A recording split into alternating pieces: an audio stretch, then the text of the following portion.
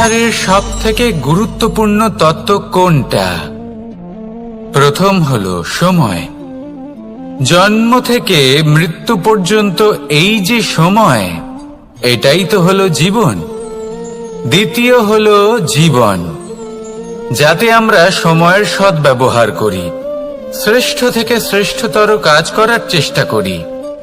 বহু বছরের এই পরম্পরা, এই সংস্কৃতিকে এগিয়ে নিয়ে যাওয়ার চেষ্টা করি। এই সংসারে আমরা অংশগ্রহণ করতে চেষ্টা করি।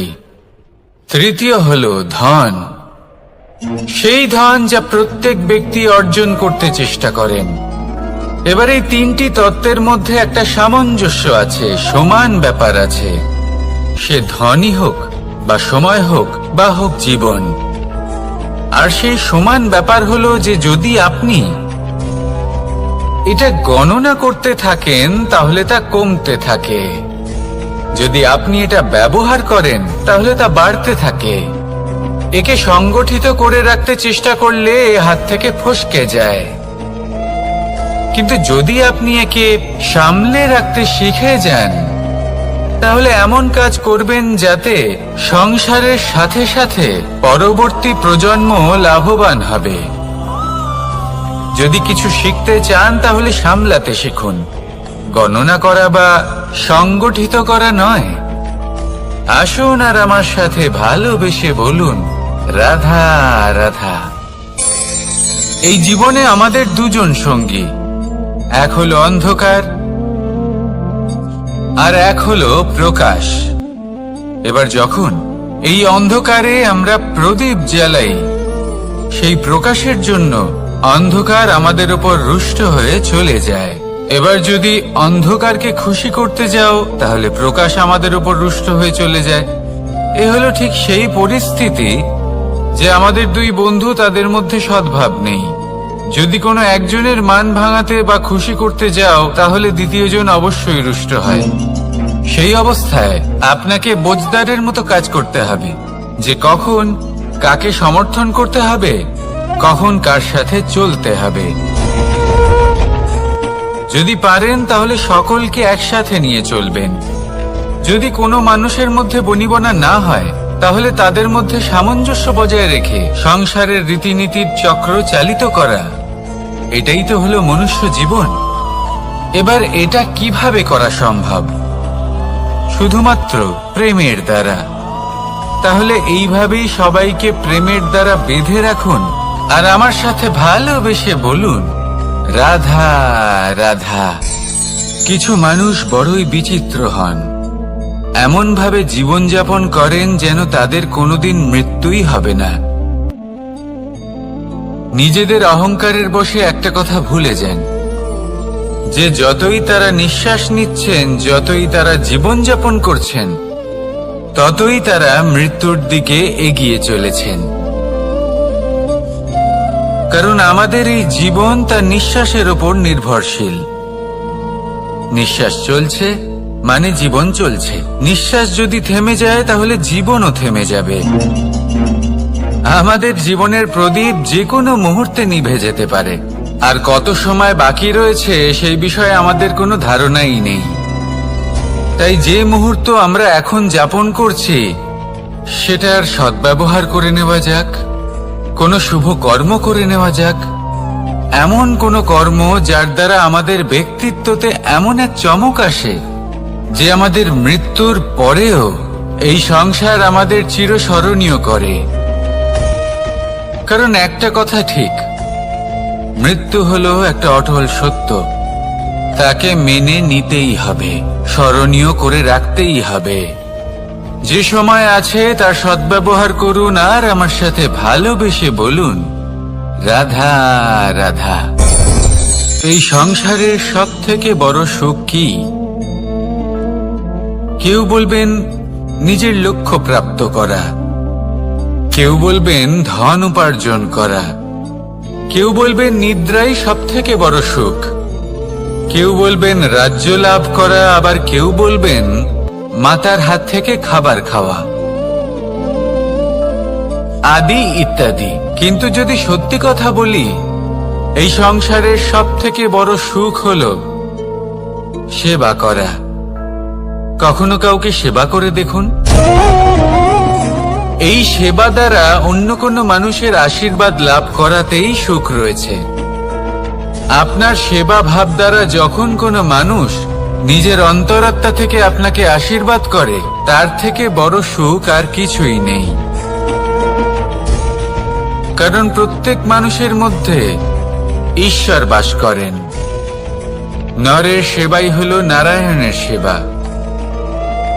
নিষ্কাম সেবা করাই হলো সব থেকে বড় সুখ। তাই নিজের অন্তরে সেবার এই ভাব জাগ্রত করুন।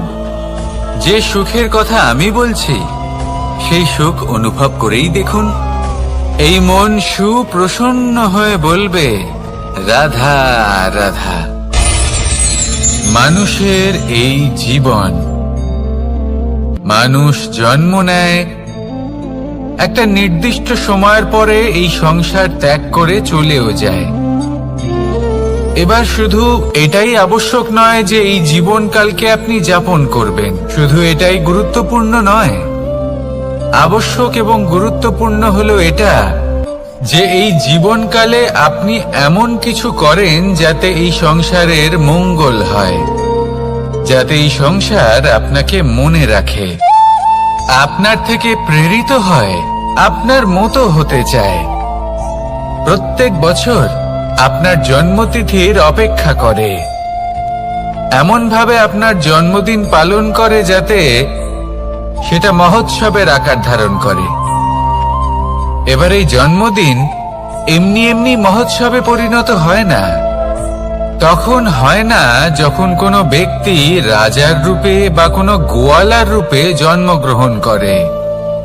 তখন পরিণত হয় যখন একজন মানুষ জন্মগ্রহণের পরে এই সংসারকে কোনো শিক্ষা দিয়ে যান। কিভাবে একজন মানুষ গোয়ালা থেকে রাজা হতে পারে, কিভাবে একজন মানুষ অসত্য থেকে সত্যের পথে চলতে শুরু করেন, অধর্ম থেকে ধর্মের পথে চালিত হতে পারেন, কিভাবে অন্ধকার থেকে প্রকাশের দিকে যেতে পারেন, কিভাবে নিজের আত্মাকে পরমাত্মার সাথে মিলিত করতে পারেন।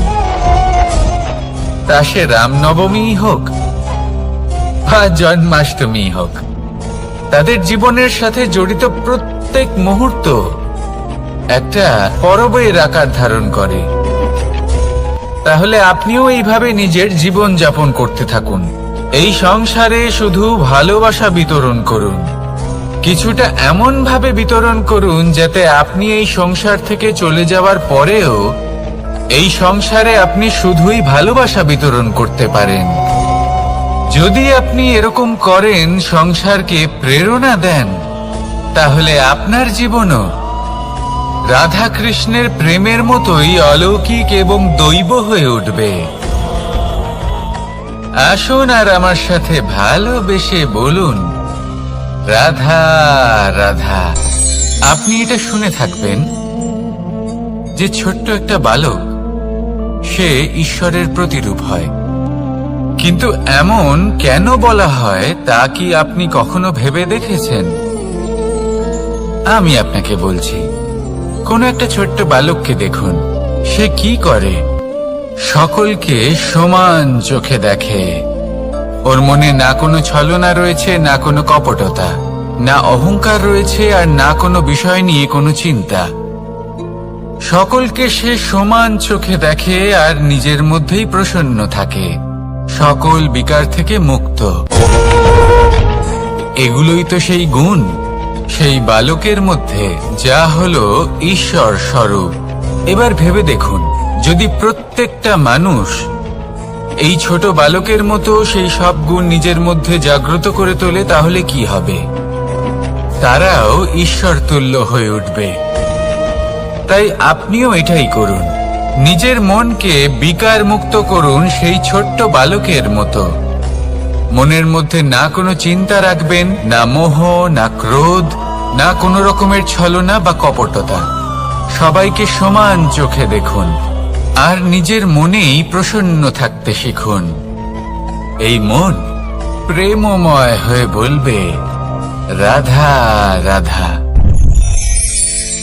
মানুষের জীবন বড়ই বিচিত্র হয়। যেই মুহূর্তে জন্ম নেয় একটা প্রতিস্পর্ধায় প্রবেশ করতে থাকে। মানুষ জন্ম নেয় আর প্রতিস্পর্ধা শুরু হয়ে যায় ভাই এবং বোনের মধ্যে সর্বশ্রেষ্ঠ হবার, সবার থেকে এগিয়ে থাকার। তারপরে সে যায় গুরুকুলে। নিজের বন্ধুদের মধ্যে সর্বশ্রেষ্ঠ হওয়ার প্রতিস্পর্ধা শুরু হয়। এবার সেখান থেকে বাইরে বেরিয়ে সংসার জীবনে প্রবেশ করে ধন উপার্জনের প্রতিস্পর্ধা শুরু হয়।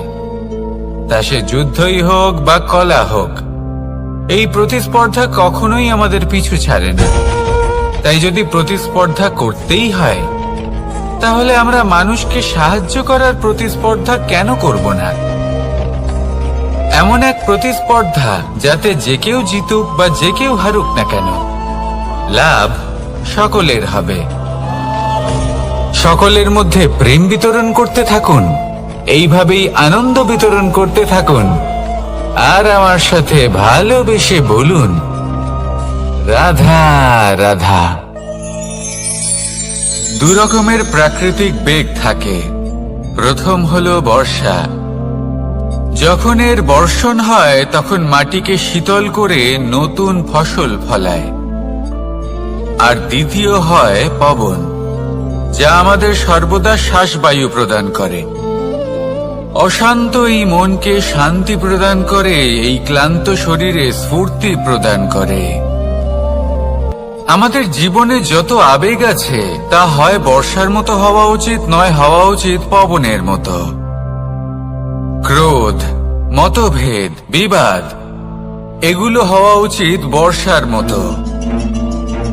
অর্থাৎ কিছু সময় পরে যেন এরা নিজে থেকেই ছিন্ন ভিন্ন হয়ে চলে যায়। আর যদি পবনের মতো কোনো আবেগ থাকা উচিত, তা হলো প্রেম,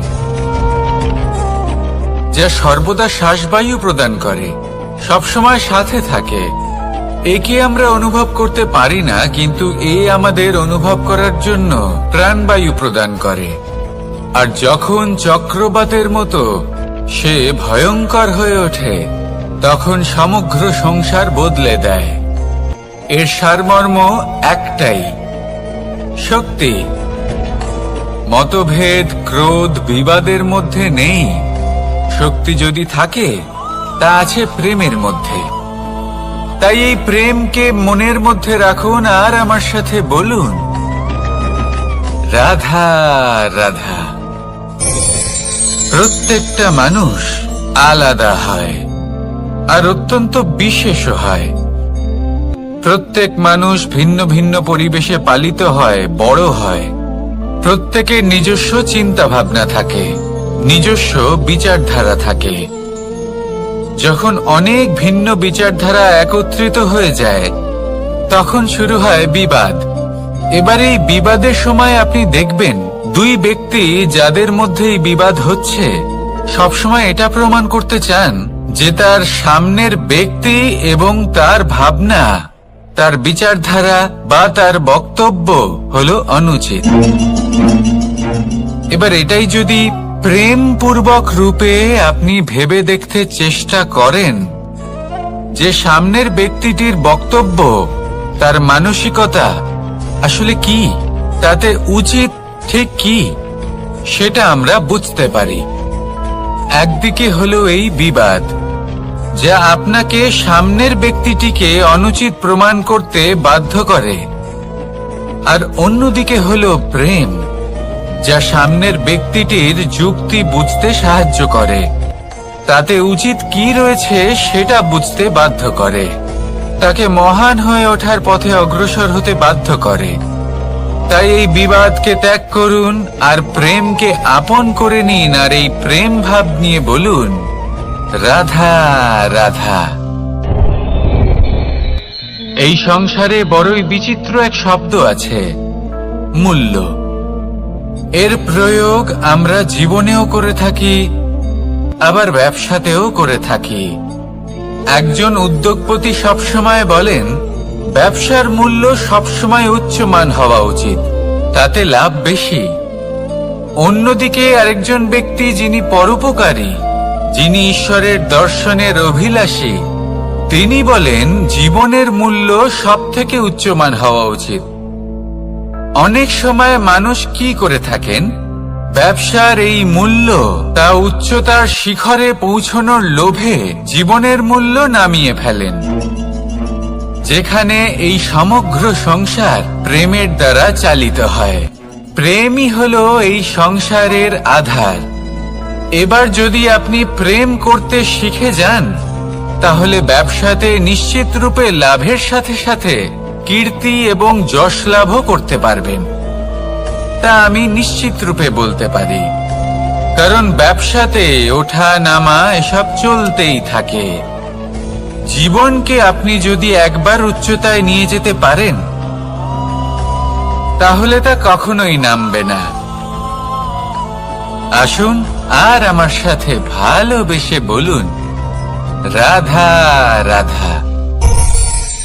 যা বাধা দেয় তা হলো অবরোধ, যা এগিয়ে নিয়ে যায় তা হলো বিকাশ, আর যা ভাগ করে দেয় তা হলো গুণ।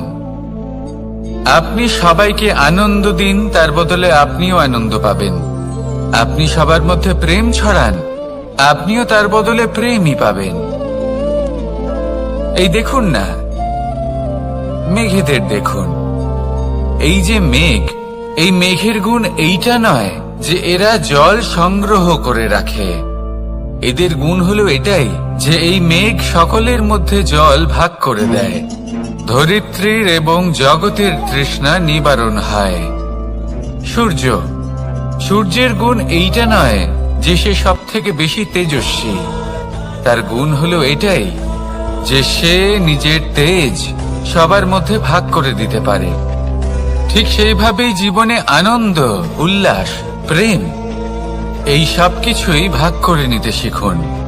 এটাই হলো একটা গুণ, আর তার বদলে আপনি দ্বিগুণ আনন্দ, দ্বিগুণ উল্লাস, দ্বিগুণ প্রেম অবশ্যই পাবেন।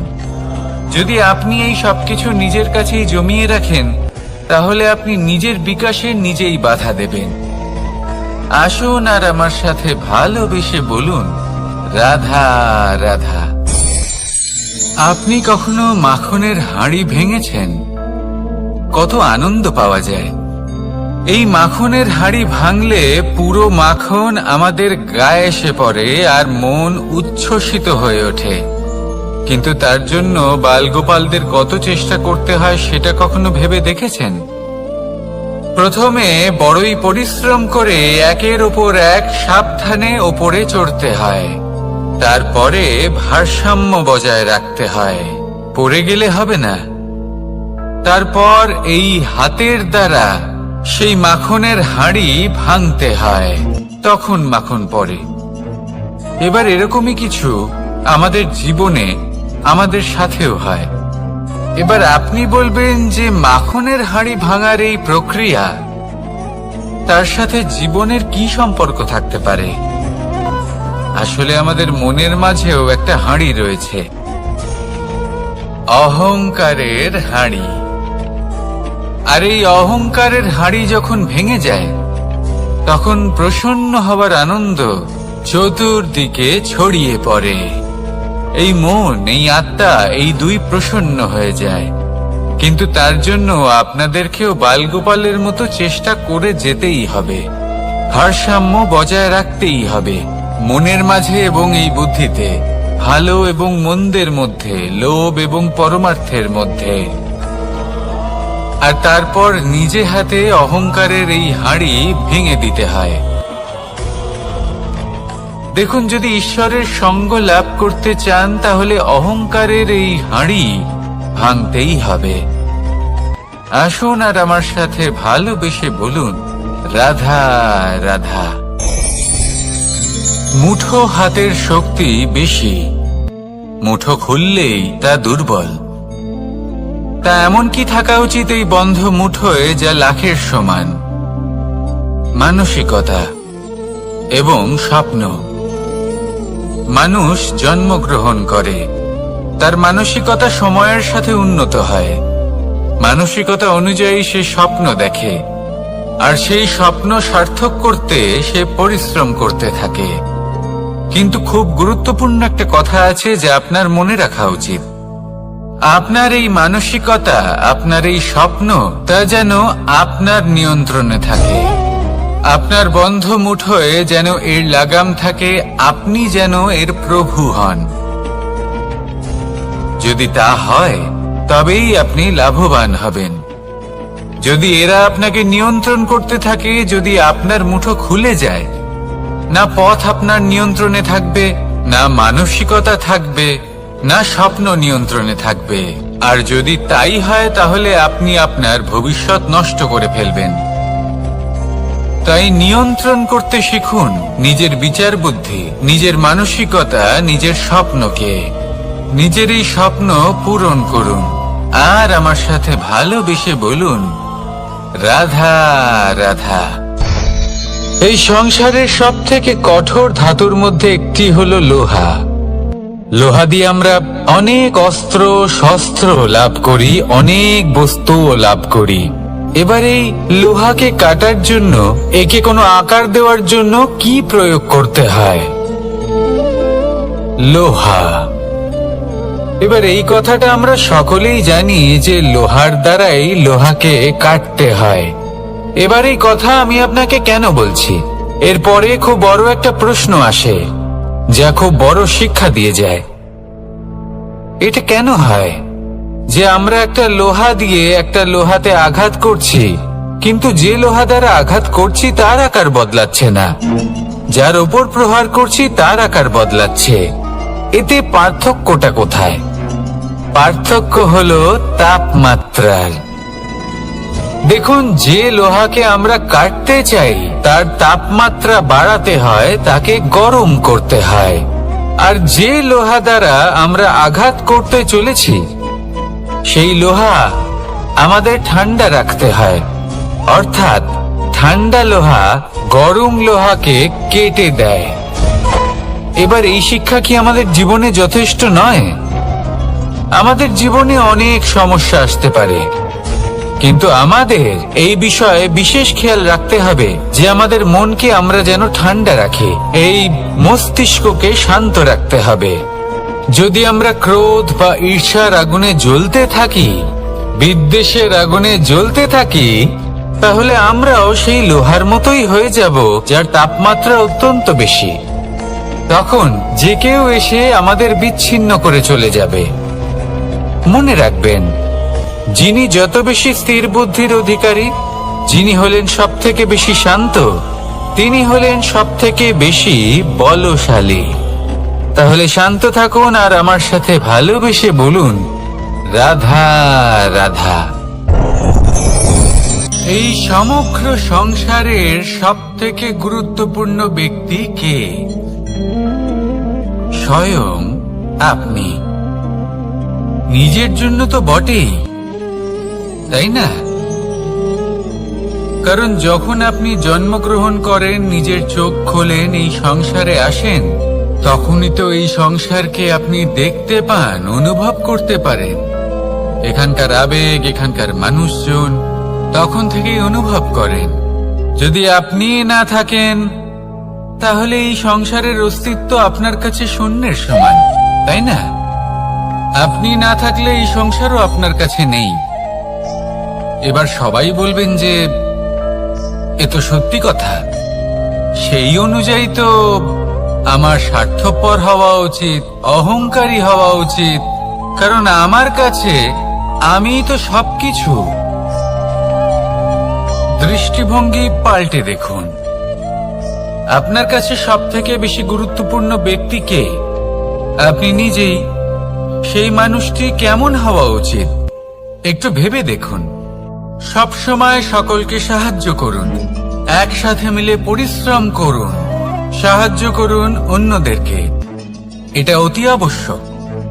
এবং তার থেকেও বেশি গুরুত্বপূর্ণ হলো এটাই যে আপনার মনে যেন কখনো এই বিষয়ে ভয় না থাকে যে আমি আমার প্রিয়জনদের, আমার কাছের মানুষগুলিকে হারিয়ে ফেলব। এই ভয় কখনোই মনের মধ্যে থাকা উচিত নয়। যদি ভয় থাকে তাহলে থাকুক এই বিষয়ে যে সকল মানুষ আমার জীবন থেকে, আমার থেকে দূরে চলে যাচ্ছেন, তাদের বাধা দিতে দিতে আমি যেন নিজেকেই না হারিয়ে ফেলি। নিজের অস্তিত্বকেই না হারিয়ে ফেলি, নিজের ব্যক্তিত্বকে, নিজের বিচারধারাকে, নিজের করুণার শক্তি না হারাই, তাহলে এই ভয় ত্যাগ করুন আর আমার সাথে ভালোবেসে বলুন, রাধা রাধা। মানুষের দুটো রূপ রয়েছে। এক, আমাদের এই মুখ, যা শুধুই চোখে দেখা যায়, আর দ্বিতীয়, আমাদের এই মন, যা শুধুমাত্র অন্তরাত্মা দ্বারা দেখা যায়।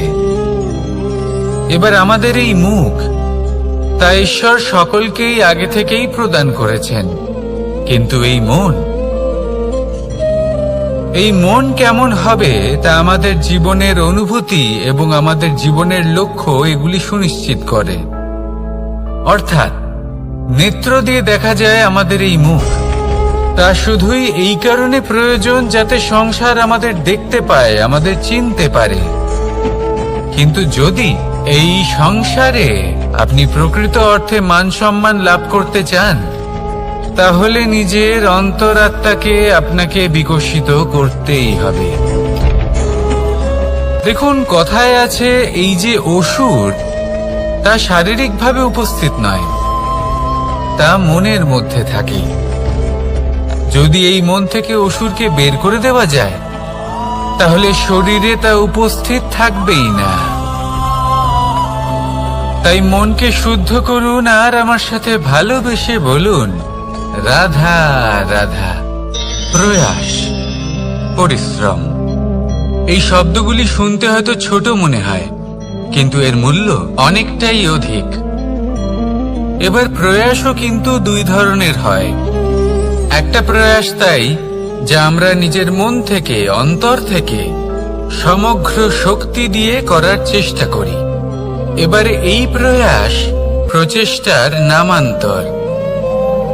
কিছু প্রয়াস এমনও হয় যেমন দ্রুতক্রীড়া খেলা।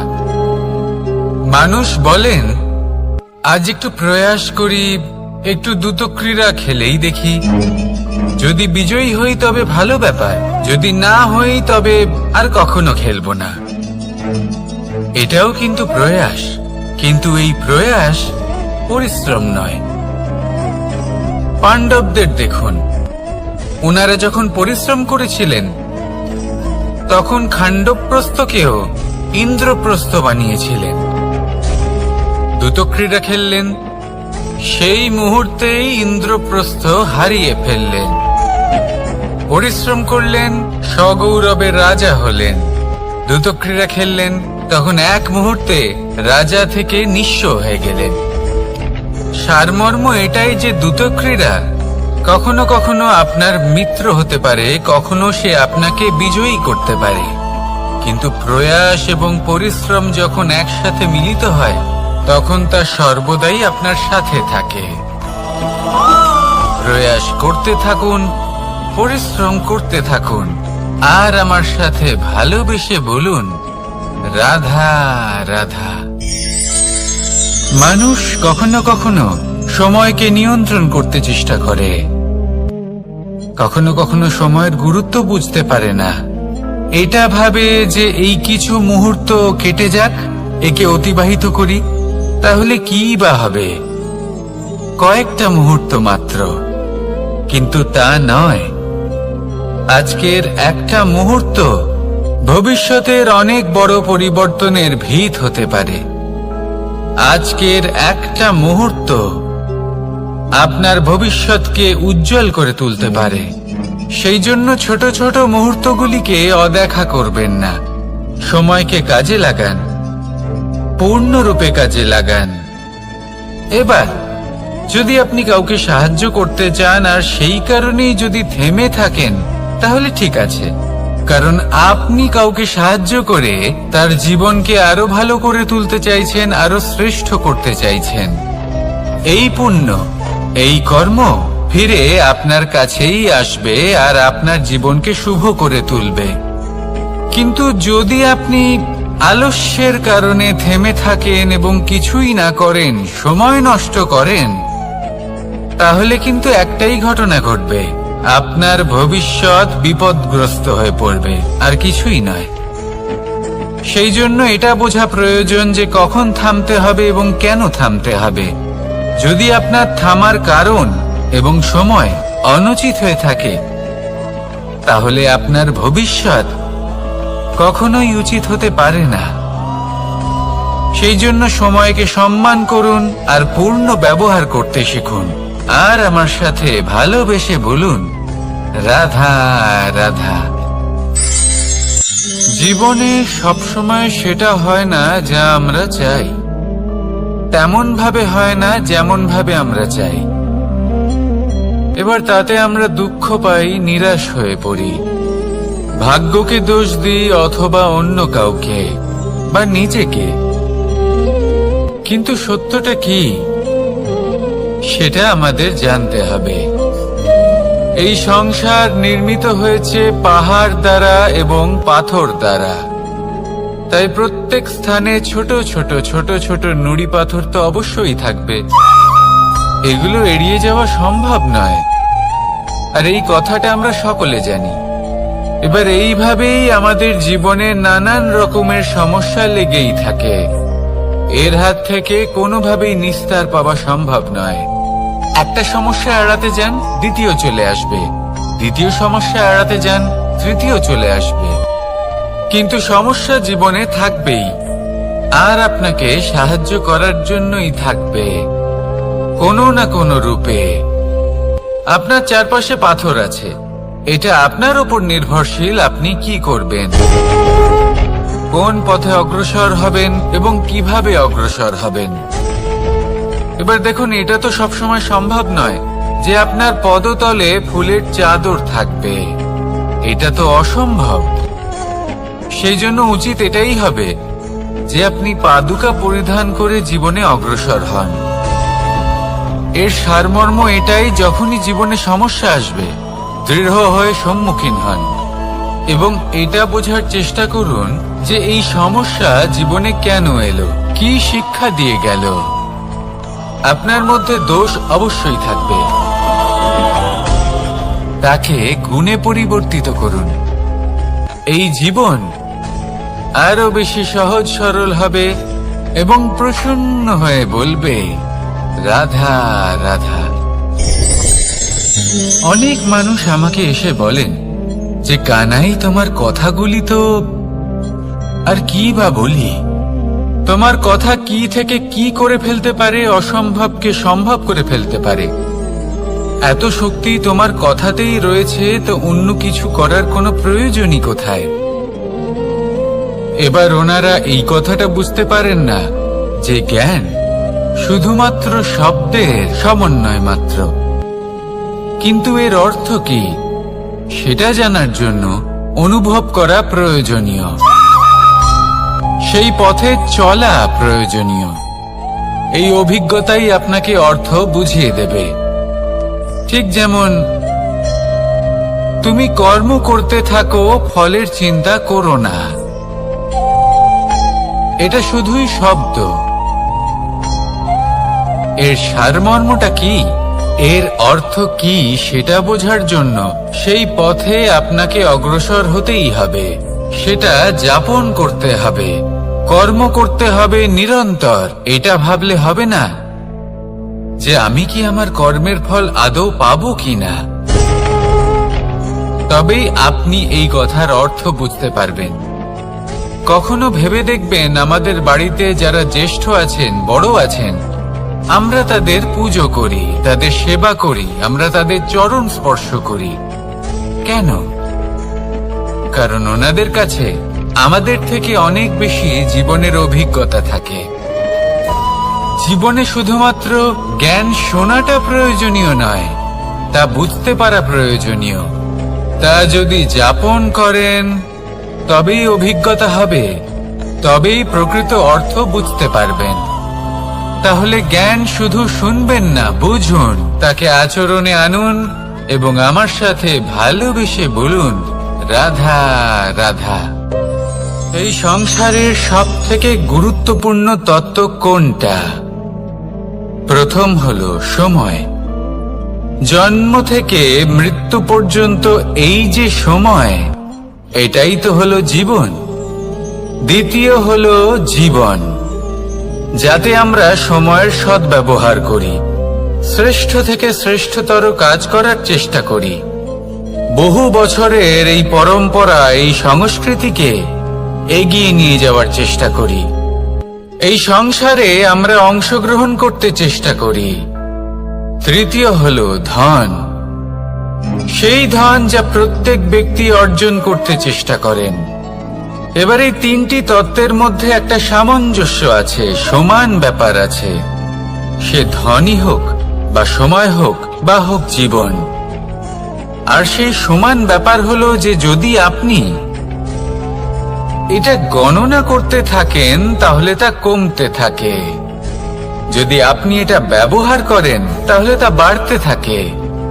একে সংগঠিত করে রাখতে চেষ্টা করলে এ হাত থেকে ফসকে যায়, কিন্তু যদি আপনি একে সামলে রাখতে শিখে যান তাহলে এমন কাজ করবেন যাতে সংসারের সাথে সাথে পরবর্তী প্রজন্ম লাভবান হবে।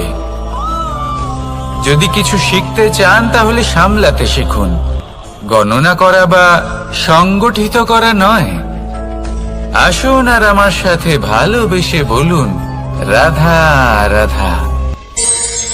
এই জীবনে আমাদের দুজন সঙ্গী, এক হলো অন্ধকার আর এক হলো প্রকাশ। এবার যখন এই অন্ধকারে আমরা প্রদীপ জ্বালাই, সেই প্রকাশের জন্য অন্ধকার আমাদের উপর রুষ্ট হয়ে চলে যায়। এবার যদি অন্ধকারকে খুশি করতে যাও তাহলে প্রকাশ আমাদের উপর রুষ্ট হয়ে চলে যায়। এ হলো ঠিক সেই পরিস্থিতি যে আমাদের দুই বন্ধু, তাদের মধ্যে সদ্ভাব নেই। যদি কোনো একজনের মান ভাঙাতে বা খুশি করতে যাও তাহলে দ্বিতীয়জন অবশ্যই রুষ্ট হয়। সেই অবস্থায় আপনাকে বোঝদারের মতো কাজ করতে হবে, যে কখন কাকে সমর্থন করতে হবে, কখন কার সাথে চলতে হবে। যদি পারেন তাহলে সকলকে একসাথে নিয়ে চলবেন। যদি কোনো মানুষের মধ্যে বনিবনা না হয় তাহলে তাদের মধ্যে সামঞ্জস্য বজায় রেখে সংসারের রীতিনীতির চক্র চালিত করা, এটাই তো হলো মনুষ্য জীবন। এবার এটা কিভাবে করা সম্ভব? শুধুমাত্র প্রেমের দ্বারা। তাহলে এইভাবেই সবাইকে প্রেমের দ্বারা বেঁধে রাখুন আর আমার সাথে ভালোবেসে বলুন, রাধা রাধা। কিছু মানুষ বড়ই বিচিত্র হন, এমন ভাবে জীবনযাপন করেন যেন তাদের কোনোদিন মৃত্যুই হবে না। নিজেদের অহংকারের বশে একটা কথা ভুলে যান, যে যতই তারা নিঃশ্বাস নিচ্ছেন, যতই তারা জীবনযাপন করছেন, ততই তারা মৃত্যুর দিকে এগিয়ে চলেছেন। কারণ আমাদের এই জীবন তার নিঃশ্বাসের ওপর নির্ভরশীল। নিঃশ্বাস চলছে মানে জীবন চলছে।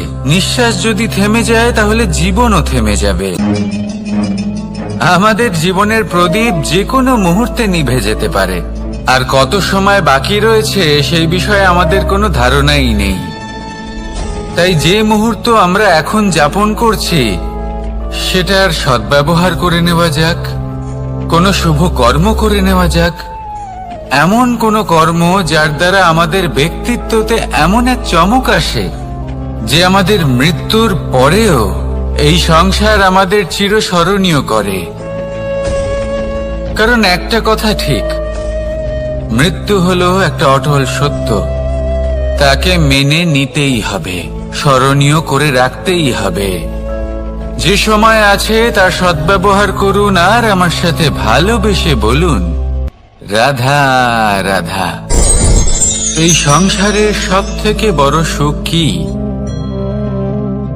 কেউ বলবেন নিজের লক্ষ্য প্রাপ্ত করা, কেউ বলবেন ধন উপার্জন করা, কেউ বলবেন নিদ্রাই সব থেকে বড় সুখ, কেউ বলবেন রাজ্য লাভ করা, আবার কেউ বলবেন মাতার হাত থেকে খাবার খাওয়া,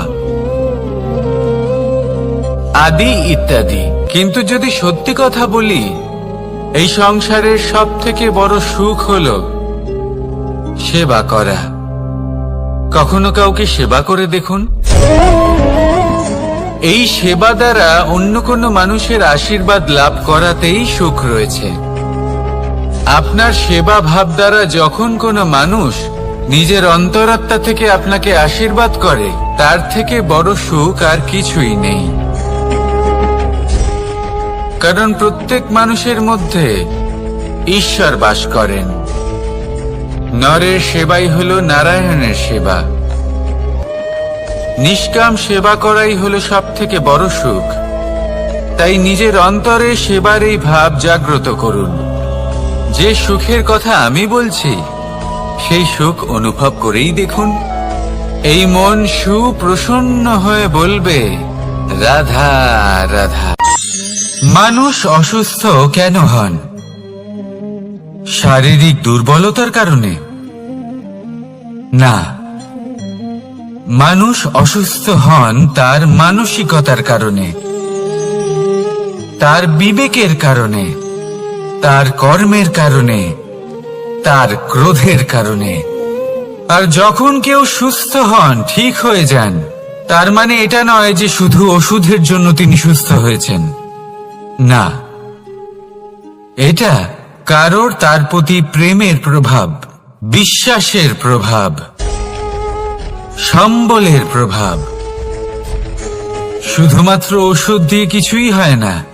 যদি মনে প্রেম থাকে, বিবেক থাকে, বিশ্বাস থাকে, সম্বল থাকে, তবেই সেই ওষুধ কাজ করতে পারে।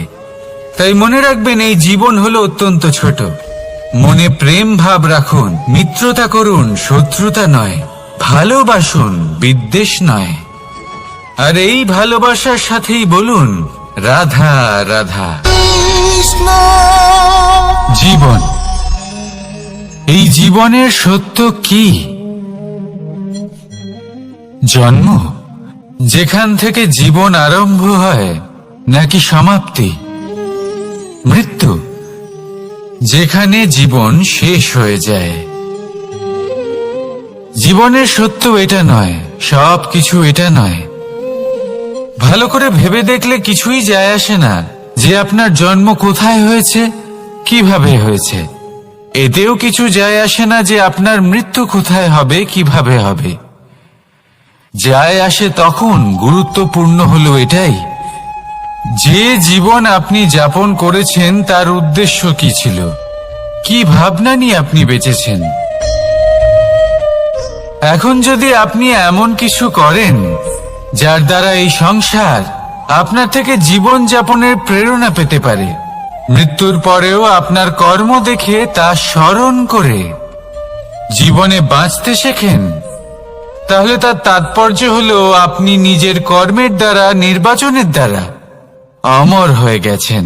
দেখুন, জীবনে দুশ্চিন্তা করা হলো বৃথা, মৃত্যুর ভয়ও হলো বৃথা। কারণ আত্মা কখনো মরে না, তাকে কেউ শেষ করতে পারে না। না কাল, না মৃত্যু, আর না সময়। যদি এমন কিছু থাকে যা আপনার আত্মাকে শেষ করে দিতে পারে, তাহলে তা আপনারই নিজের দুষ্কর্ম। তাই এই যে জীবনকাল আপনার কাছে রয়েছে, তাতে শুধু শুভ কর্ম করুন, দুশ্চিন্তা করা ত্যাগ করুন। এমন কর্ম করুন যা দেখে সংসার উচিত পথে চলে আসবে, শুভ কর্ম করবে। যদি আপনার মৃত্যুর পরে সংসার আপনাকে স্মরণ করে শিক্ষা লাভ করে, উচিত পথে চলে, প্রেরিত হয়, তাহলে আপনিও অমর হয়ে যাবেন।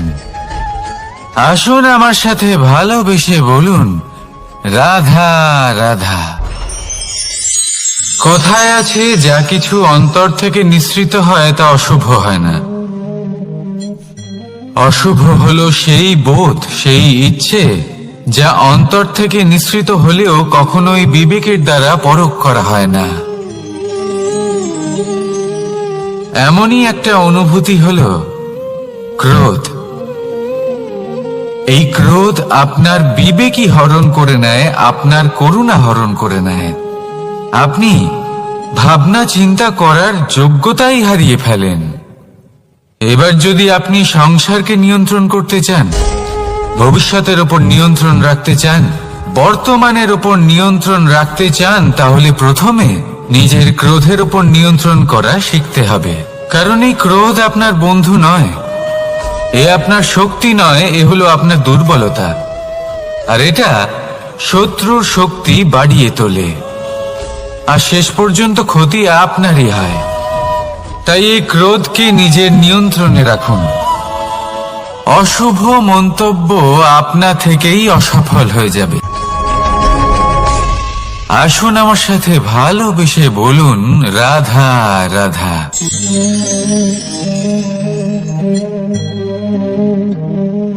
প্রশান্তি জড়িত নিদ্রা মানুষের জীবনের একটা অত্যন্ত গুরুত্বপূর্ণ সুখ এবং প্রয়োজনীয়তাও। দেখতে গেলে এই সংসারের প্রত্যেক পশু পাখি, প্রত্যেক জীব অবশ্যই নিদ্রা প্রাপ্ত করেন, কিন্তু মানুষ,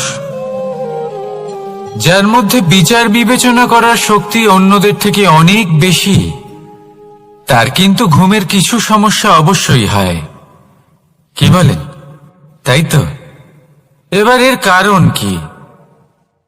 চিন্তা। এবার চিন্তা আমাদের সবার জীবনে আছে। আমরা সকলে জানি যে চিন্তা কখনো আমাদের সাহায্য করে না, তাও আমাদের জীবনে আছে। কেন? চিন্তার মাধ্যমে কি কখনো কোনো সমস্যার সমাধান হয়েছে? অর্থের চিন্তা করলে কি অর্থ লাভ হয়? ভবিষ্যতের চিন্তা করলে কি ভবিষ্যৎ ঠিক হয়ে যায়? স্বাস্থ্যের চিন্তা করলে কি স্বাস্থ্য নিজে থেকেই ঠিক হয়? হয় না। তাহলে এই সব কিছু থেকে আমাদের একটা ছোট্ট শিক্ষা অবশ্যই লাভ করা উচিত। আপনিও আপনার কাঁধ থেকে চিন্তার এই বোঝা নামিয়ে ফেলুন। আর ইচ্ছে, এই সব ইচ্ছে একত্রিত হয়ে আমাদের মনে চিন্তা উৎপন্ন করে। তাই এই চিন্তাগুলিকে ত্যাগ করুন। প্রকৃতির প্রেমের উপর বিশ্বাস রাখুন। মনে রাখবেন, যিনি চিন্তা মুক্ত হবেন তিনি চিতা মুক্ত হবেন।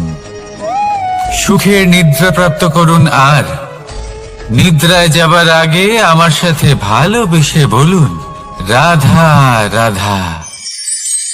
মহাদেব, সেই দেবতা যিনি মহান, যাকে দেবতাদের দেবতা বলা হয়, যিনি হলেন আমার আরাধ্য। কখনো আপনার মনে এই প্রশ্ন এসেছে যে শিবকেই কেন মহাদেব বলা হয়, অন্য কোনো দেবতাকে কেন বলা হয় না? সেই কারণ মহাদেবের মধ্যে, ওনার মধ্যে এমন এক বিশেষ গুণ রয়েছে যা অন্য কারোর নেই। তা হলো নিঃস্বার্থ হয়ে মানুষের সেবা করা। যদি প্রয়োজন পড়ে, যদি সৃষ্টির পথে বিনাশের কালো মেঘ ছেয়ে থাকে, তখন নিজের প্রাণের চিন্তা না করে হলাহল পান করার জন্য প্রস্তুত থাকেন মহাদেব। আর এই অদ্বিতীয় ত্যাগের জন্যই শিবকে মহাদেব বলে ডাকা হয়। এবার যদি কোনো মানুষও নিঃস্বার্থ ভাবনার দ্বারা নিজেকে অর্পণ করে দেয় এই জগতের কল্যাণের জন্য, মানুষের সেবার জন্য, তাহলে তিনিও মহাপুরুষ, মহামানব হতে পারেন। যদি কেউ অভুক্ত থাকেন, তাহলে নিজের থালা থেকে অর্ধেক খাবার তাকে দিয়ে দিন। যদি কেউ অসুস্থ হন, তাহলে তাকে সেবা করার, চিকিৎসা করার চেষ্টা করুন। এই জীবন শুধু নিজের জন্য নয়, অন্যদের প্রতি, সমস্ত সংসারের প্রতি উৎসর্গ করুন। যদি এইসব মানুষ শিখে যান, তাহলে তিনি মহাদেবের পথে অগ্রসর হতে পারেন। যদি মানুষ নিঃস্বার্থ ভাবনার দ্বারা এই সংসারের সেবা করতে শিখে যান, তাহলে তিনি নিশ্চিত রূপে মহামানব অবশ্যই হতে পারবেন। আসুন আমার সাথে ভালোবেসে বলুন, রাধা রাধা। স্বর্ণ, হিরে, মুক্ত, মানিক, এই সব কিছুকে আগে পাথর বলা হতো। তাহলে এমন কি হলো যে এদের রত্ন বলা হয়? আর রত্ন তা বাস্তবে আসলে কি? এটা হলো সেই পাথর যাকে আগে আগুনের তাপ সহ্য করতে হয়েছে, পরখ করা হয়েছে, যাচাই করা হয়েছে, এদের কাটার চেষ্টা করা হয়েছে, কিন্তু তারা কখনোই নষ্ট হয়নি, বরং তারা আরো উদ্ভাসিত হয়েছে, আরো উজ্জ্বল হয়েছে, এই সংসারে আরো প্রকাশ ছড়িয়ে দিয়েছে। সেই জন্য এরা হলো এত অমূল্য, সেই জন্য এরা হলো বহুমূল্য, সেই জন্য এদের রত্ন বলা হয়। এবার মানুষের কাছেও এই নির্বাচনের অধিকার রয়েছে যে আমরা শুধু পাথর হয়ে থাকব নাকি রত্ন হয়ে থাকব। কিভাবে? আমাদের জীবনেও অনেক সমস্যা রয়েছে, বাধা আছে, বিপত্তি আছে। আমরা সেই বাধার তাপে উত্তপ্ত হই, এই সমস্যা আমাদের কাটার চেষ্টা করে। অনেক মানুষ বিভিন্ন পরিস্থিতি আমাদের ভাঙার চেষ্টা করে, কিন্তু আমাদের নষ্ট হলে চলবে না। যেভাবে এই রত্ন সমস্যার সম্মুখীন হয়ে পাথর থেকে রত্ন হয়েছে, সেইভাবেই আমাদেরও আমাদের সমস্যার সম্মুখীন হয়ে রত্ন হয়ে উঠতে হবে। এই সংসারে প্রকাশের স্রোত হয়ে উঠতে হবে। তাহলে এটাই করুন আর আমার সাথে ভালোবেসে বলুন, রাধা রাধা। সংসারে সব থেকে বড় শক্তি আসলে কি? কেউ বলবেন শারীরিক শক্তি, কেউ বলবেন অস্ত্রের শক্তি, কেউ বলবেন জ্ঞানের শক্তি। ঠিক আছে, কিন্তু যদি আমি বলি সংসারের সব থেকে বড় শক্তি হলো শক্তি কোনো এক তথ্যের, আগে হ্যাঁ, তথ্য। এই তথ্য নিজেই কিন্তু খুব শক্তিশালী, অত্যন্ত শক্তিশালী অস্ত্র হলো এই তথ্য। আর সত্যি বলতে অনুচিত তথ্যের থেকে অনেক বেশি ঘাতক হলো অসম্পূর্ণ তথ্য। যেরকম আজ শাম্ব রুক্মির সাথে করেছে, ওকে অসম্পূর্ণ তথ্য দিয়েছে, তার ফলে বিনাশ হলো। যদি এইভাবেই আপনার কাছেও কোনো অসম্পূর্ণ তথ্য আসে, আর যদি আপনি তা পরখ না করে দেখেন, যাচাই না করে দেখেন, আর নিজের কর্ম করেন, তাহলে উত্থানের বদলে আপনি পতনের সম্মুখীন হবেন। বিকাশের বদলে আপনার বিনাশ হয়ে যাবে। মনে রাখবেন একটা অত্যন্ত গুরুত্বপূর্ণ কথা, সঠিক তথ্য পাওয়া সঠিক তথ্য দেওয়ার থেকে অনেক বেশি গুরুত্বপূর্ণ। আশা করি এই কথা আপনি বুঝেছেন। জীবনে যখনই কোনো তথ্য আপনি পাবেন, সেই বিষয়ে ভেবে দেখুন, পরখ করে দেখুন, যাচাই করুন, তারপর নিজের কর্ম করুন। আর আমার সাথে ভালোবেসে বলুন, রাধা রাধা। ধর্ম এবং প্রেম, এই দুই হলো একই মুদ্রার দুই পিঠ। যদি এদের মধ্যে কোনোটা নষ্ট হয়ে যায়, তাহলে দ্বিতীয়টাও থাকে না। কখনো ভেবেছেন এমন কেন হয়? তার জন্য আগে আপনাকে বুঝতে হবে যে ধর্ম আসলে কি। ধর্ম সেটাই যা এই সংসারের প্রত্যেক মানুষকে একে অপরের সাথে সুখ এবং শান্তিতে থাকতে প্রেরণা যোগায়। এই প্রেরণার আধার হলো প্রেম। প্রেম সেটাই যা আপনার মধ্যে অন্য কারোর প্রতি করুণাবোধ জাগিয়ে তোলে, সম্মান জাগিয়ে তোলে। এবার যদি প্রেম চলে যায়, তাহলে সবার আগে বিনাশ হবে সম্মান আর করুণাবোধের। এবার যেখানে না প্রেম রয়েছে, না সম্মান রয়েছে, না করুণা রয়েছে, সেখানে ধর্ম কিভাবে বাস করবে? অশুভ ইচ্ছে জাগ্রত হয়ে ওঠে, ক্রোধ জাগ্রত হয়ে ওঠে, অহংকার জাগ্রত হয়ে ওঠে, আর তারপর আরম্ভ হয় অধর্মের। তাই যা যা ভাবনা আপনার অন্তরে প্রবেশ করছে, করতে দিন, কিন্তু যাই হোক না কেন, এই প্রেমকে নিজের থেকে দূরে যেতে দেবেন না। এই প্রেমকে চিরকাল নিজের কাছে রাখুন, নিজের হৃদয়। আর এই প্রেম ভাব নিয়ে বলুন, রাধা রাধা। এই সংসারে আমাদের জীবনের সব থেকে বড় দোষ কি আপনি জানেন? কেউ বলবেন লোভ, কেউ বলবেন লালসা, কেউ বলবেন অসত্য। দেখুন, দুঃখের মূল কারণ হলো পরিশ্রম না করা। কিছু মানুষ ভাবেন যে আমি জীবনে কোনো পরিশ্রম করব না, অথচ আমি সবকিছু প্রাপ্ত করতে চাই। আর এমন এক কারণের জন্যই দূতের মতো খেলা আমাদের জীবনে প্রবেশ করার সুযোগ পায়। দূত, এই দূত আসলে কি? দূত অর্থাৎ কোনো পরিশ্রম ছাড়াই অন্য কেউ পরিশ্রম করে যা অর্জন করেছেন, যে সুখ সুবিধা অর্জন করেছেন, তা নিজের জন্য শুধুমাত্র একটা খেলার মাধ্যমে নিজের করে নেবার ইচ্ছে। আর এই ইচ্ছে অত্যন্ত বিনাশকারী হতে পারে। এই ইচ্ছে যদি আপনার বিবেক, আপনার মন, আপনার চেতনা, আপনার ভাবনা প্রবাহিত করে ফেলে, তারপরে আপনি চেষ্টা করতে শুরু করে দেবেন, আর সেইখান থেকেই আপনার পতন শুরু হবে। এই চেষ্টা করবেন যে অন্য কারোর জীবনের সমস্ত ধন, তার সমস্ত জীবন সম্পূর্ণভাবে নিজের করে নেওয়া। কারণ প্রথমে আশা জাগ্রত হয়, আর এই আশা হতাশায় পরিণত হতে সময় লাগে না। এই হতাশা কুণ্ঠায় পরিণত হতে সময় লাগে না, কুণ্ঠা লোভে পরিণত হতে সময় লাগে না, আর এই লোভ প্রতিশোধ স্পৃহাতে পরিণত হতে সময় লাগে না। আর যখন এই সব কিছু হয়, আপনি দুষ্ট হয়ে যান। আর সবাই জানেন যে প্রত্যেক দুষ্ট ব্যক্তির পতন হলো অবশ্যম্ভাবী। তাই নিজেকে দূতের থেকে দূরে রাখুন আর পরিশ্রমকে নিজের কাছে টেনে নিন।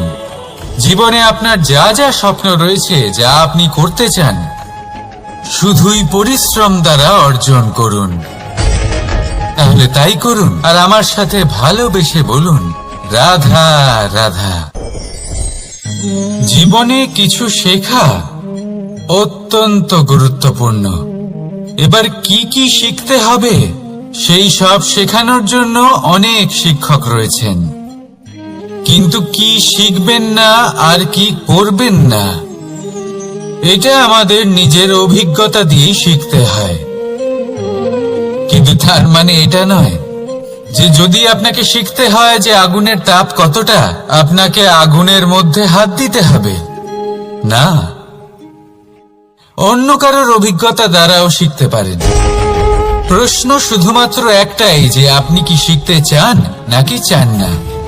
যদি আপনি এটাই ভাবেন যে আমি শুধুই নিজের অভিজ্ঞতা দ্বারাই শিখতে চাই, তাহলে জীবনকাল ছোট মনে হবে, অনেক কিছুই শিখতে পারবেন না।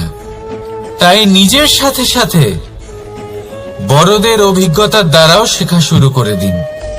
এই সংসারের অভিজ্ঞতা দ্বারা শিখতে শুরু করে দিন। আর এটা নিশ্চিত রূপে শেখা আবশ্যক যে কখন কি করবেন না, কোথায় থামতে হবে আর কোথায় থামবেন না। তাহলে আসুন আর আমার সাথে ভালোবেসে বলুন, রাধা রাধা। ভোজন। এবার ভোজন সংগ্রহ করার জন্য মানুষ কি না করেন, সব সময় চেষ্টা করতে থাকেন। ফসল উৎপাদনের জন্য অনেক পরিশ্রম করতে থাকেন, কিন্তু অনেক সময় অনেক পরিশ্রম করার পরেও ফসল ভালো উৎপাদন হয় না। এর কারণ কি? কারণ হলো এটাই যে আপনি পরিশ্রম হয়তো অনেক করেছেন, কিন্তু আপনার নজর তো সেই বীজের দিকে ছিলই না যা আপনি রোপণ করেছেন। সেই জন্য সব সময় কোনো বীজ রোপণ করার আগে তাকে পরখ করে দেখুন, তা অত্যন্ত আবশ্যক।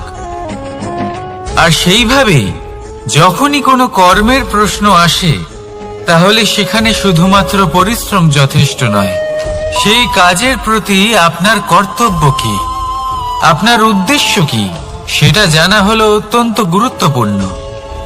তাই কর্ম করুন, কিন্তু সেই কর্মের প্রতি আপনার যা উদ্দেশ্য তার মাহাত্ম্য বুঝতে চেষ্টা করুন। তাহলে আসুন আমার সাথে ভালোবেসে বলুন, রাধা রাধা।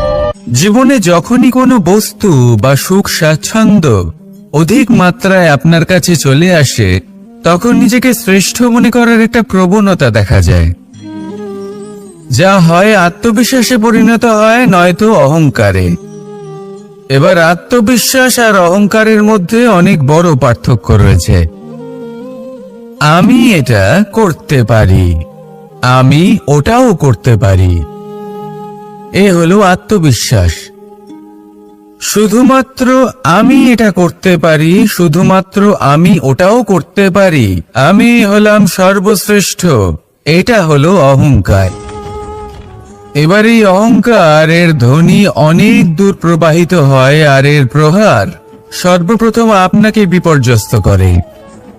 এবার এই অহংকার এর বিপরীত শব্দ হলো বিনয়, অর্থাৎ নিজের ঊর্ধ্বে উঠে অন্যের বিষয়ে ভাবনা চিন্তা করা, সংসারের বিষয়ে ভাবা। এই বিনয়ী হবার চেষ্টা করুন, একের থেকে অনেক হওয়ার চেষ্টা করুন এবং একসাথে থাকার চেষ্টা করুন। নিশ্চিত রূপেই আপনি বিকাশের কারণ হবেন। মত্ততা থেকে নিজেকে দূরে রাখুন, অহংকার থেকে নিজেকে দূরে রাখুন। এই মন প্রসন্ন হয়ে বলবে, রাধা রাধা। কোনো এক বস্ত্রে যদি ছোট্ট একটা ছিদ্র উৎপন্ন হয়, আর যদি আমরা তার দিকে নজর না দিই, তাহলে সময়ের সাথে সমগ্র বস্ত্র ছিঁড়ে যায় আর কোনো কাজে আসে না। যদি কোনো একটা নৌকাতে ছোট্ট একটা ছিদ্র উৎপন্ন হয়, তাহলে সময়ের সাথে পুরো নৌকাই জলে ডুবে যায়। লক্ষ্যের দিকে অগ্রসর হওয়ার সময় একটা ছোট্ট ভুল আপনি যদি করে ফেলেন, তাহলে আপনাকে তার লক্ষ্যের থেকে দূরে করে দিতে পারে। এমনটা এই সম্পর্কের সাথেও হয়ে থাকে। কোনো একটা ছোট্ট কথা, একটা ছোট্ট মনোমালিন্য যদি সম্পর্কে আসে এবং সেটা না মেটানো হয়, তাহলে সেই সমগ্র সম্পর্কটা অনেক বড় বড় সম্পর্ক ভেঙে যেতে পারে। যদি আপনার সম্পর্কে ছোট্ট একটা ছিদ্র উৎপন্ন হয়, তাহলে প্রেমের সূচ আর স্নেহের সুতো দ্বারা সেলাই করে ফেলুন, যাতে আপনার এই সম্পর্ক অটুট থাকে এবং প্রেম দ্বারা পরিপূর্ণ থাকে। আসুন আমার সাথে ভালোবেসে বলুন, রাধা রাধা। দু রকমের প্রাকৃতিক বেগ থাকে। প্রথম হলো বর্ষা। যখন এর বর্ষণ হয়, তখন মাটিকে শীতল করে নতুন ফসল ফলায়। আর দ্বিতীয় হয় পবন, যা আমাদের সর্বদা শ্বাসবায়ু প্রদান করে। অশান্ত এই মনকে শান্তি প্রদান করে, এই ক্লান্ত শরীরে স্ফূর্তি প্রদান করে। আমাদের জীবনে যত আবেগ আছে, তা হয় বর্ষার মতো হওয়া উচিত, নয় হওয়া উচিত পবনের মতো। ক্রোধ, মতভেদ, বিবাদ, এগুলো হওয়া উচিত বর্ষার মতো। অর্থাৎ কিছু সময় পরে যেন এরা নিজে থেকেই ছিন্ন ভিন্ন হয়ে চলে যায়। আর যদি পবনের মতো কোনো আবেগ থাকা উচিত, তা হলো প্রেম, যা সর্বদা শ্বাসবায়ু প্রদান করে, সবসময় সাথে থাকে। একে আমরা অনুভব করতে পারি না, কিন্তু এই আমাদের অনুভব করার জন্য প্রাণবায়ু প্রদান করে। আর যখন চক্রবাতের মতো সে ভয়ঙ্কর হয়ে ওঠে, তখন সমগ্র সংসার বদলে দেয়। এর সারমর্ম একটাই, শক্তি। মতভেদ, ক্রোধ, বিবাদের শক্তি যদি থাকে, তা আছে প্রেমের মধ্যে। তাই এই প্রেমকে মনের মধ্যে রাখুন আর আমার সাথে বলুন, রাধা রাধা। জীবনে দুই ধরনের আবেগ রয়েছে, যার কোনো মূল্য নেই। আমার কথার অর্থ এটা নয় যে এদের কোনো গুরুত্ব নেই, গুরুত্ব যথেষ্টই রয়েছে, শুধু এদের জন্য আপনাকে কোনো অমূল্য দিতে হয় না। প্রথম আবেগ হলো আনন্দ, প্রসন্নতা। এটা আপনি যে কোনো জায়গায় খুঁজে পেতে পারেন, যদি আপনি খুঁজে পেতে চান। আপনি কোনো পুষ্পের সৌন্দর্য দেখে প্রসন্ন হতে পারেন, বায়ুর কারণে যখন একটি বৃক্ষ শিহরিত হয় সেটা দেখে আপনি প্রসন্ন হতে পারেন। একটা ছোট্ট শিশুর কলরব শুনেও আপনি প্রসন্ন হতে পারেন। একটা ক্রন্দনরত বালককে হাসিয়ে আপনি প্রসন্ন হতে পারেন। সবকিছু আপনার উপর নির্ভরশীল। সেখানে আরেকটি আবেগ হলো দুশ্চিন্তা। মানুষ বড়ই দুশ্চিন্তা করতে থাকে। আজ আমি এই কাজ করেছি, সেই বিষয়ে চিন্তা। আজ আমি এই কাজ করতে পারিনি, সেই বিষয়ে চিন্তা। কাল আমাকে এই কাজ করতে হবে, সেই নিয়ে চিন্তা। আমি কি সেই কাজটা করতে পারবো, সেই বিষয়েও দুশ্চিন্তা। চিন্তা সর্বত্র রয়েছে, যার জন্য মূল্য দিতে হয় না। যত চান আপনি একত্রিত করতে পারেন। একটা গুরুত্বপূর্ণ কথা মনে রাখবেন, প্রসন্নতা জীবনের একটা নতুন সূত্রপাত। সেখানে দুশ্চিন্তা হলো জীবনের চিতার সমান। এবার এই দুটি আবেগ হলো মূল্যহীন, দুটোই আপনার সামনে আছে। কোনটা চয়ন করবেন আপনি, দুশ্চিন্তা নাকি প্রসন্নতা? সিদ্ধান্ত আপনারই। আসুন আর আমার সাথে ভালোবেসে বলুন, রাধা রাধা। জীবনের প্রত্যেক মুহূর্ত আমাদের কিছু না কিছু শিক্ষা দেয়, নির্ভর করছে আমাদের দৃষ্টিভঙ্গির উপর। যেমন নদী হলো আমার অত্যন্ত প্রিয়। নদীতে ভ্রমণ করতে আমার খুব ভালো লাগে। কি বলেন? নদীতে সবসময় নতুন কিছু থাকে, ও পুরনো কিছুই নিয়ে বসে থাকে না। সব সময় প্রবাহমান, কখনো থামে না। ততক্ষণ থামে না যতক্ষণ না সাগরে গিয়ে সমাহিত হচ্ছে। ঠিক এইভাবেই আমাদেরও উচিত নিজের জীবন অতিবাহিত করা, নদীর মতো। প্রত্যেক মুহূর্ত নতুন, তাই সেইভাবেই জীবন যাপন করুন। পুরনো কিছুই একত্রিত করে রাখবেন না। বিগত স্মৃতির মাঝে নিজেকে হারিয়ে ফেলবেন না। এই যে বর্তমান, এই যে মুহূর্ত, সেটাই হলো সর্বশ্রেষ্ঠ। এর মাঝেই জীবন যাপন করুন। নদীর মতো প্রবাহমান হতে শিখুন। আপনি শিখে গেলে তাহলে মনে রাখবেন, আমার আপনার মাঝে বিচরণ করতে বড়ই ভালো লাগবে। যে ব্যক্তি আনন্দের সাথে জীবনের প্রত্যেকটা মুহূর্ত অতিবাহিত করে কোনো চিন্তা ছাড়াই প্রবাহমান হয়, কখনোই থামে না, যতক্ষণ না মুক্তি লাভ করছেন, এমন ব্যক্তির মধ্যেই রাধাকৃষ্ণ বসবাস করেন। তাহলে আসুন আমার সাথে ভালোবেসে বলুন, রাধা রাধা। আপনি অবশ্যই কোনো গাছ দেখে থাকবেন যেখানে অনেক ফল রয়েছে। সেই গাছের ডালগুলি নিজে থেকেই নত হয়ে যায়। কেন? যাতে মানুষ, প্রাণী, এরা সকলে যাতে সেই ফল খুব সহজে গ্রহণ করতে পারেন। এটাই হলো প্রকৃতির শিক্ষা, এটাই হলো প্রকৃতির নিয়ম। মানুষেরও কিছুটা এরকমই হওয়া উচিত। যদি আপনি সাফল্যের চরম সীমায় পৌঁছে যান, অনেক বেশি ধন অর্জন করে ফেলেন, তখন মনে রাখবেন যে আপনি যেন অহংকারী না হয়ে পড়ে। বিনম্র থাকতে হবে। সেই ধনকে ব্যবহার করতে হবে উচিত কাজের জন্য। সেই ধনের দ্বারা সমাজের মঙ্গল করা উচিত। সকল মানুষকে সাহায্য করা উচিত যাদের ধনের অভাব আছে। যদি ধনী হওয়া সত্ত্বেও আপনি ধনের সদ্ব্যবহার এই সমাজের মঙ্গলের জন্য, তার ভালোর জন্য না করেন, যদি আপনি ধন দান না করেন, তাহলে এই ধন অহংকার রূপী বিষে পরিণত হয়ে আপনাকেই নাশ করবে। তাই ফলে ভরা গাছের মতো নত হয়ে থাকুন, বিনম্র হয়ে থাকুন, দান করুন, আর আমার সাথে ভালোবেসে বলুন, রাধা রাধা। চল, এ হলো জীবনের আধার পঞ্চতত্ত্বের মধ্যে একটি, আর অত্যন্ত বিশেষ। এর থেকে অনেক বড় শিক্ষা পাওয়া যায়। এই জল গন্তব্যের বিষয়ে এর স্পষ্ট ধারণা আছে। ও জানে ওর লক্ষ্য কি, আর প্রয়াস করে ততদূর সে পৌঁছেও যায়। এটি পর্বত থেকে বয়ে নিচে নেমে আসে, নদীর সাথে সমাহিত হয়ে তার সাথে বয়ে চলে, চিরসবুজ বনানী গড়ে তোলে, প্রাণীদের তৃষ্ণা নিবারণ করে, সামনে এগিয়ে চলে, মানুষের সাথে মিলিত হয়। যারা একে বাঁধের মধ্যে বেঁধে রাখতে চেষ্টা করে সে বন্দি দশাতেও থেকে যায়, মানুষের কল্যাণ করে।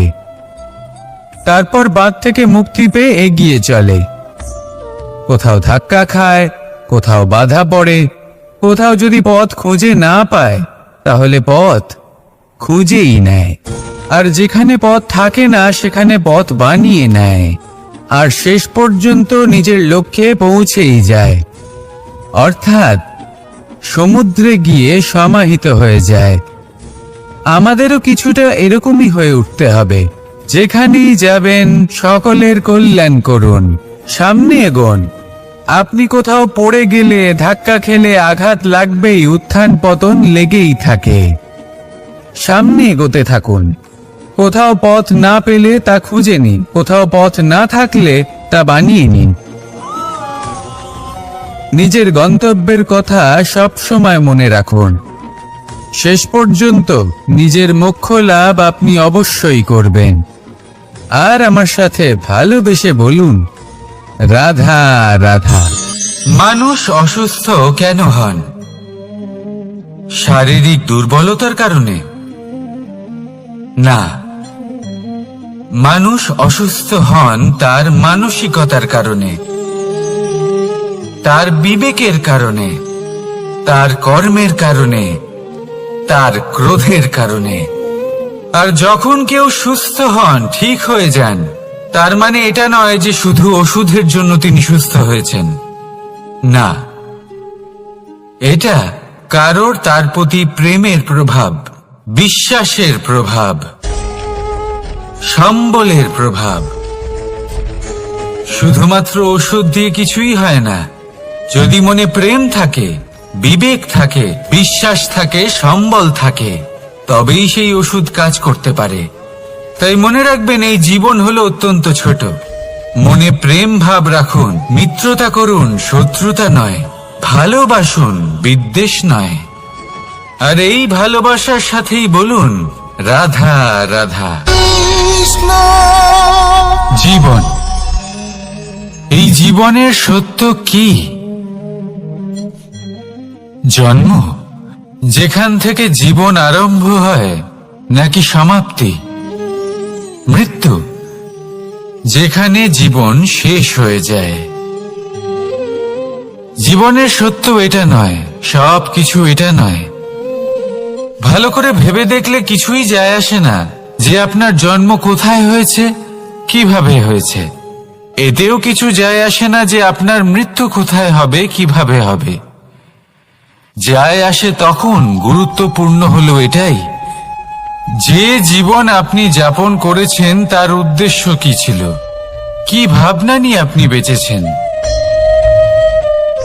এখন যদি আপনি এমন কিছু করেন যার দ্বারা এই সংসার আপনার থেকে জীবন যাপনের প্রেরণা পেতে পারে, মৃত্যুর পরেও আপনার কর্ম দেখে তা স্মরণ করে জীবনে বাঁচতে শেখেন, তাহলে তার তাৎপর্য হলো আপনি নিজের কর্মের দ্বারা, নির্বাচনের দ্বারা অমর হয়ে গেছেন। দেখুন, জীবনে দুশ্চিন্তা করা হলো বৃথা, মৃত্যুর ভয়ও হলো বৃথা। কারণ আত্মা কখনো মরে না, তাকে কেউ শেষ করতে পারে না। না কাল, না মৃত্যু, আর না সময়। যদি এমন কিছু থাকে যা আপনার আত্মাকে শেষ করে দিতে পারে, তাহলে তা আপনারই নিজের দুষ্কর্ম। তাই এই যে জীবনকাল আপনার কাছে রয়েছে, তাতে শুধু শুভ কর্ম করুন, দুশ্চিন্তা করা ত্যাগ করুন। এমন কর্ম করুন যা দেখে সংসার উচিত পথে চলে আসবে, শুভ কর্ম করবে। যদি আপনার মৃত্যুর পরে সংসার আপনাকে স্মরণ করে শিক্ষা লাভ করে, উচিত পথে চলে, প্রেরিত হয়, তাহলে আপনিও অমর হয়ে যাবেন। আসুন আমার সাথে ভালোবেসে বলুন, রাধা রাধা। কথায় আছে, যা কিছু অন্তর থেকে নিঃসৃত হয় তা অশুভ হয় না। অশুভ হলো সেই বোধ, সেই ইচ্ছে যা অন্তর থেকে নিঃসৃত হলেও কখনোই বিবেকের দ্বারা পরখ করা হয় না। এমনই একটা অনুভূতি হলো ক্রোধ। এই ক্রোধ আপনার বিবেকই হরণ করে নেয়, আপনার করুণা হরণ করে নেয়। আপনি ভাবনা চিন্তা করার যোগ্যতাই হারিয়ে ফেলেন। এবার যদি আপনি সংসারকে নিয়ন্ত্রণ করতে চান, ভবিষ্যতের ওপর নিয়ন্ত্রণ রাখতে চান, বর্তমানের ওপর নিয়ন্ত্রণ রাখতে চান, তাহলে প্রথমে নিজের ক্রোধের ওপর নিয়ন্ত্রণ করা শিখতে হবে। কারণ এই ক্রোধ আপনার বন্ধু নয়, এ আপনার শক্তি নয়, এ হলো আপনার দুর্বলতা। আর এটা শত্রুর শক্তি বাড়িয়ে তোলে, আর শেষ পর্যন্ত ক্ষতি আপনারই হয়। তাই এই ক্রোধকে নিজের নিয়ন্ত্রণে রাখুন। অশুভ মন্তব্য আপনা থেকেই অসফল হয়ে যাবে। আসুন আমার সাথে ভালোবেসে বলুন, রাধা রাধা।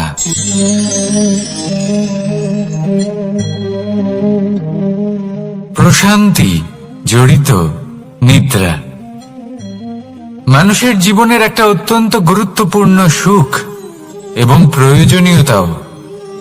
দেখতে গেলে এই সংসারের প্রত্যেক পশু পাখি, প্রত্যেক জীব অবশ্যই নিদ্রা প্রাপ্ত করেন, কিন্তু মানুষ,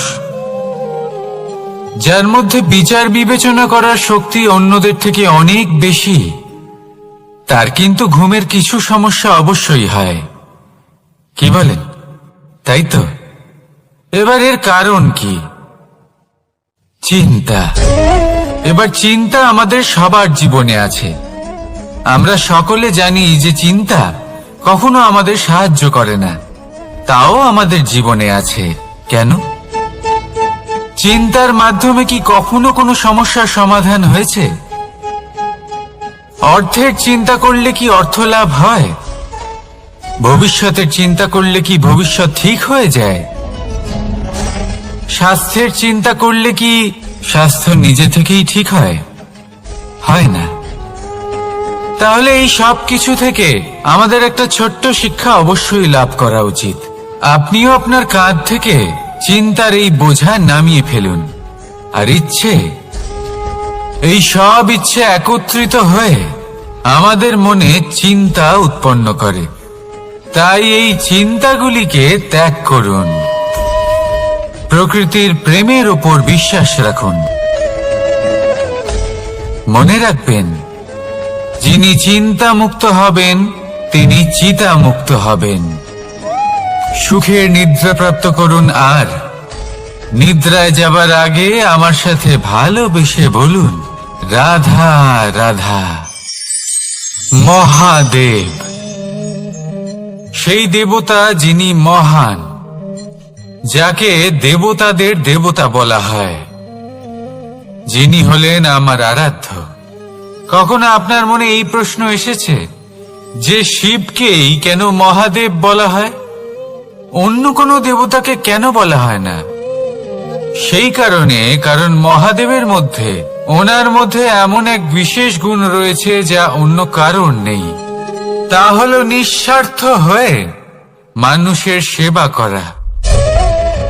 যদি প্রয়োজন পড়ে, যদি সৃষ্টির পথে বিনাশের কালো মেঘ ছেয়ে থাকে, তখন নিজের প্রাণের চিন্তা না করে হলাহল পান করার জন্য প্রস্তুত থাকেন মহাদেব। আর এই অদ্বিতীয় ত্যাগের জন্যই শিবকে মহাদেব বলে ডাকা হয়। এবার যদি কোনো মানুষও নিঃস্বার্থ ভাবনার দ্বারা নিজেকে অর্পণ করে দেয় এই জগতের কল্যাণের জন্য, মানুষের সেবার জন্য, তাহলে তিনিও মহাপুরুষ, মহামানব হতে পারেন। যদি কেউ অভুক্ত থাকেন, তাহলে নিজের থালা থেকে অর্ধেক খাবার তাকে দিয়ে দিন। যদি কেউ অসুস্থ হন, তাহলে তাকে সেবা করার, চিকিৎসা করার চেষ্টা করুন। এই জীবন শুধু নিজের জন্য নয়, অন্যদের প্রতি, সমস্ত সংসারের প্রতি উৎসর্গ করুন।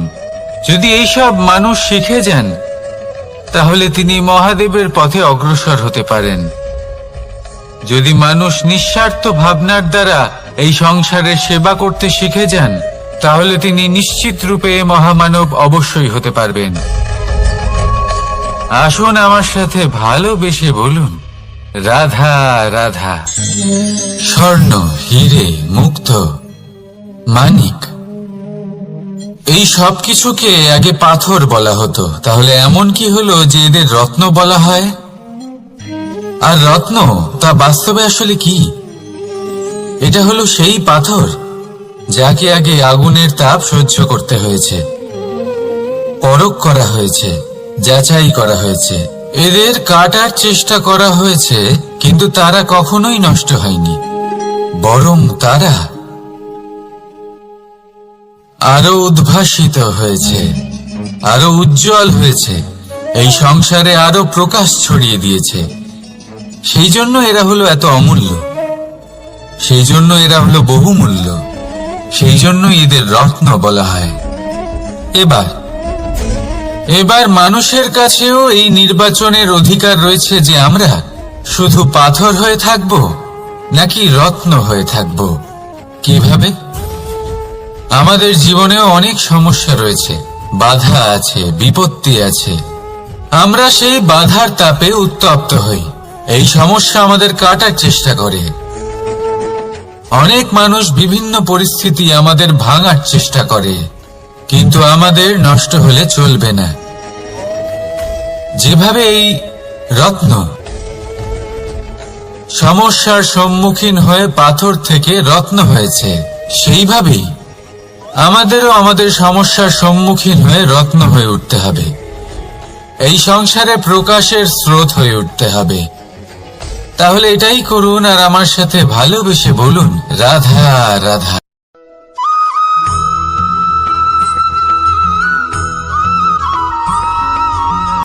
আমরা যখনই কোনো যাত্রায় যাব বলে মনে করি, তখনই আমরা প্রস্তুত থাকি আসন্ন বিপদের জন্য বা সংকটের জন্য।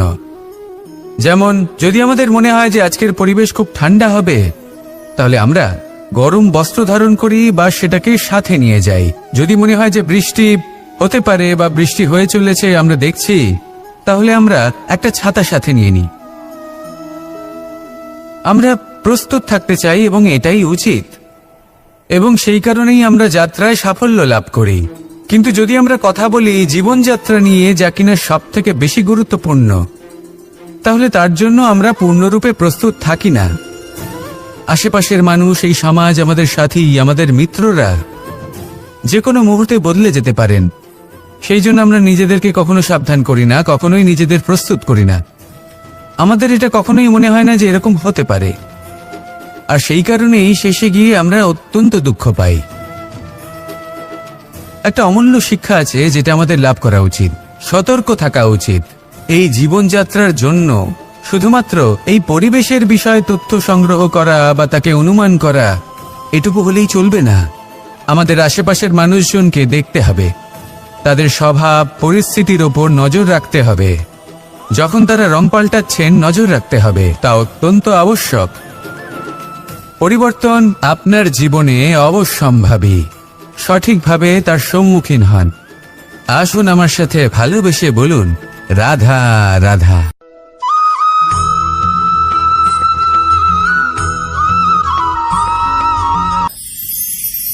ঈশ্বর আসলে কে? সংসারের বেশিরভাগ মানুষের কাছে ঈশ্বর হলেন এই সংসারের রচয়িতা, পালনকর্তা। কারোর কাছে উনি জ্ঞাতা, কারোর কাছে উনি হলেন আস্থার প্রতীক, আবার কারোর জন্য শুধুমাত্র অন্ধ বিশ্বাস। কিন্তু এই ঈশ্বর কি কোনো শরীর, নাকি একটা বোধ, নাকি শুধুই শ্রদ্ধা? ঈশ্বর হলেন তিনি যিনি হলেন আপনার ইষ্ট। সেই জন্যই তো গুরু, মাতা, পিতা এনাদেরও ঈশ্বরই বলা হয়েছে। যাদেরকে আমরা ঈশ্বর বলে মনে করি, যারা আমাদের ইষ্ট, তারা আমাদের একটি পথ দেখান, একটি দিকে চালিত করেন। সেই পথে চলে আপনি শুভ কর্ম করতে পারেন। আর যখন কোনো ব্যক্তি তার ঈশ্বরের আদেশ পালন করেন, তখন সে নিজে থেকেই শুভ পথে অগ্রসর হয়ে যান। বেশ কয়েকজন মানুষ ঈশ্বরের ওপর আস্থা রাখেন এবং ভাবেন যে অনুচিত কোনো কাজ করা উচিত নয়, ঈশ্বর দেখছেন। ওনারা ভয় পান যে কোনো অনুচিত কর্ম করলে কে জানে তার পরিণাম কি হবে। এমন অনেক ব্যক্তি রয়েছেন যারা ঈশ্বরকে বিশ্বাস করেন এবং জানেন যে ঈশ্বর তাদেরকে দেখছেন, তাই যে যে শুভকর্ম ওনারা করেছেন তার ফল তারা অবশ্যই পাবেন। এবার আপনি ভয় পেয়ে ঈশ্বরকে বিশ্বাস করবেন নাকি বিশ্বাসের দ্বারা ঈশ্বরকে বিশ্বাস করবেন, সেই সিদ্ধান্ত আপনারই।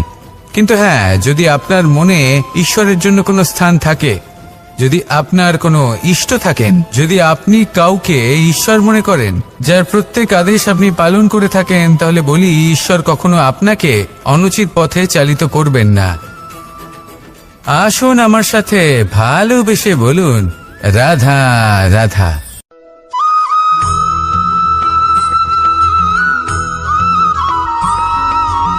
আমি রথে যাত্রা করি, তাতে বারবার পথে থামি আর দেখি যে আমি অনুচিত দিকে যাচ্ছি না তো, আমি উচিত পথেই যাচ্ছি তো। কারণটা কি? কারণ হলো যাতে আমি পথভ্রষ্ট না হয়ে যাই। জীবনযাত্রাতেও এটাই প্রয়োজন। জীবনযাত্রায় ভোগবিলাসের পথে হারিয়ে যাওয়া খুব সহজ। বারবার থেমে আপনাকে দেখতে হবে, নিজেকে কিছু প্রশ্ন করতে হবে। আমি কি আজ সেই কর্মই করছি যেটা আমি করতে চেয়েছিলাম? আমি কি আজ সেই জীবন যাপন করছি যেমন আমি যাপন করতে চেয়েছিলাম? যদি এই প্রশ্নগুলোর উত্তর হ্যাঁ হয়, তাহলে এগোতে থাকুন, নয়তো থেমে যান এবং বিচরণ করুন। মনে রাখবেন, এই সংসার অত্যন্ত জটিল আর এতে হারিয়ে যাওয়া অত্যন্ত সরল। সেই জন্য নিজে থেকে বারবার থামা এবং জীবন চিন্তন করা অত্যন্ত আবশ্যক। তাহলে সেটাই করুন আর আমার সাথে ভালোবেসে বলুন, রাধা রাধা।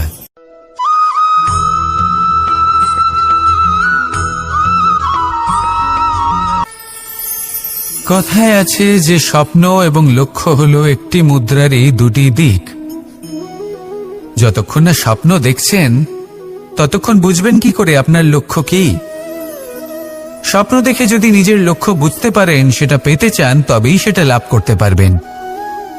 কিন্তু স্বপ্ন এবং লক্ষ্য এই দুইয়ের মধ্যে একটা ভারসাম্য রয়েছে যেটা বজায় রাখা প্রয়োজনীয়।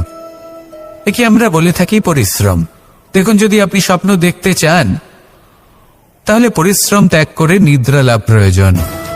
কিন্তু যদি আপনি লক্ষ্য লাভ করতে চান তাহলে আপনাকে নিদ্রা ত্যাগ করে পরিশ্রম করতে হবে। তাই আলস্য ত্যাগ করুন এবং সিদ্ধান্ত নিন যে আপনি কি চান।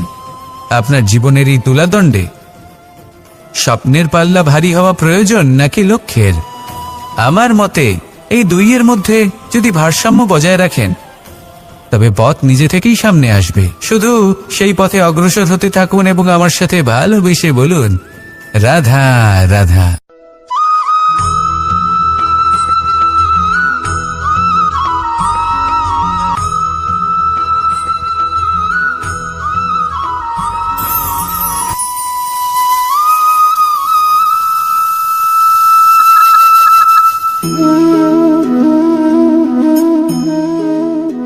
মোহনের বাঁশির এই সুর, এই সঙ্গীত কার না পছন্দ হয়? সবারই খুব ভালো লাগে। এবার এই সুর আসে কোথা থেকে? কেউ বলবেন কৃষ্ণের হৃদয় থেকে। সত্য কথা, এই সুর হৃদয় থেকে নির্গত হয় এবং প্রকট হয় এই বাঁশি থেকে। এই বাঁশিটাকে দেখুন, এই ছিদ্রগুলি দেখুন, প্রত্যেকটা সুর থেকে নিজস্ব একটা স্বর নির্গত হয়। এবার যে ব্যক্তি এই সমস্ত সুর এবং স্বর বুঝতে পারেন, এতে নিপুণ, তিনি এই বাঁশির দ্বারা যে সুর নির্গত করবেন তা তো মধুর অবশ্যই হবে। এবার জীবনের সাথেও কিছুটা এরকমই ঘটে। জীবনের কিছু নীতি থাকে, অর্থ, কুটুম্ব এবং আধ্যাত্মিক। যদি জীবনের প্রত্যেকটা মুহূর্ত সুখময় হয় এরকম আপনি চান, তাহলে এই তিনটি নীতিতে আপনাকে নিপুণ হতে হবে।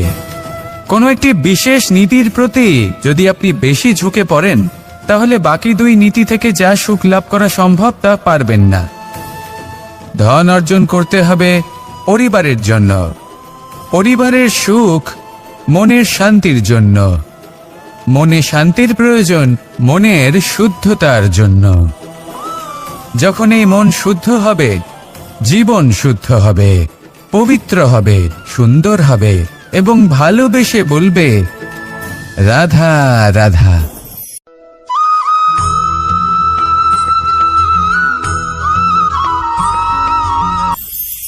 আপনারা সবাই একটা গাছের পাতাকে দেখুন। যতক্ষণ পর্যন্ত ও গাছের সাথে মানে গাছের ডালের সাথে জুড়ে থাকে সে সবুজ থাকে, বাতাসের সাথে সে নড়তে থাকে। যতক্ষণ পর্যন্ত ও সূর্য থেকে পাওয়া রশ্মির শক্তি গাছে পৌঁছে দেয় ততক্ষণ ও ডালের সাথে যুক্ত থাকে। কিন্তু যখন সেই পাতা শুকিয়ে যায় তখন তার কোনো গুরুত্ব থাকে না। সেই পাতা গাছের ডালে এবং বৃক্ষের কাছে বোঝা হয়ে থেকে যায়। এবং এমন এক সময় আসে যখন সেই ডালটি শুকনো সেই পাতাকে পরিত্যাগ করে। এটাই আমরা এই প্রকৃতিতে দেখি এবং এটাই হলো সত্য। আর এটাই আমাদের জীবনে খুব বড় একটা শিক্ষা।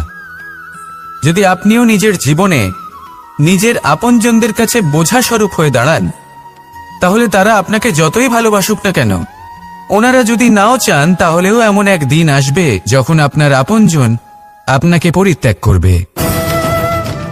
সেই জন্য সবসময় আত্মনির্ভর হয়ে ওঠার চেষ্টা করুন, নিরন্তর পরিশ্রম করতে থাকুন। কারোর উপর বোঝা হয়ে থাকবেন না, বরং তার সাথে মিলে দায়িত্ব পালন করুন।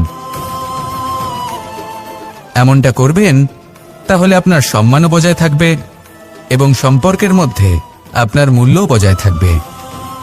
আসুন আর আমার সাথে ভালোবেসে বলুন, রাধা রাধা।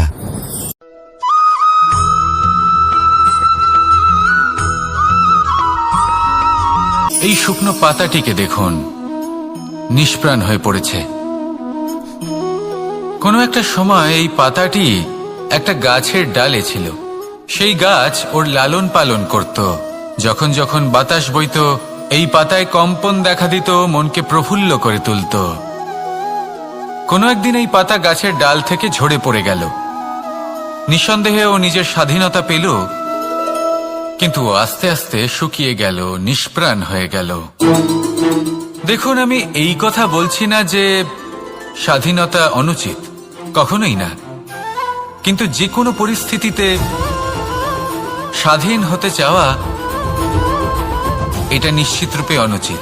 আমরা যদি আমাদের জীবনে পরিবারের গুরুত্ব ভেবে দেখি, তাহলে এই পরিবারে যতই মতভেদ থাকুক না কেন, যতই মনোমালিন্য থাকুক না কেন, যতই বিবাদ থাকুক না কেন, এই সব মিটিয়ে নেওয়া অত্যন্ত প্রয়োজনীয়।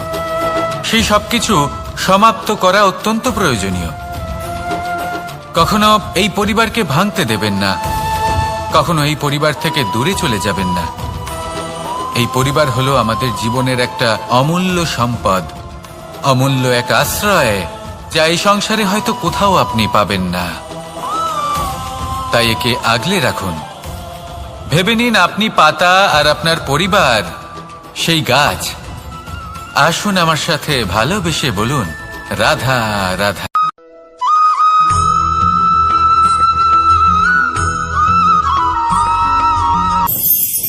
প্রেম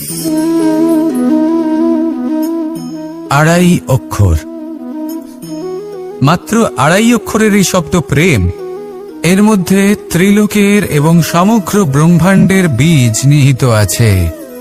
এমন কি আছে যা এই প্রেম করতে পারে না?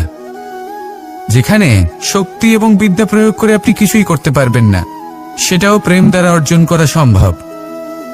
প্রেম চাইলে পাথরেও ফুল ফোটাতে পারে। প্রেম চাইলে ন্যাড়া পাহাড়ের বুক চিরে নদীপথ তৈরি করতে পারে।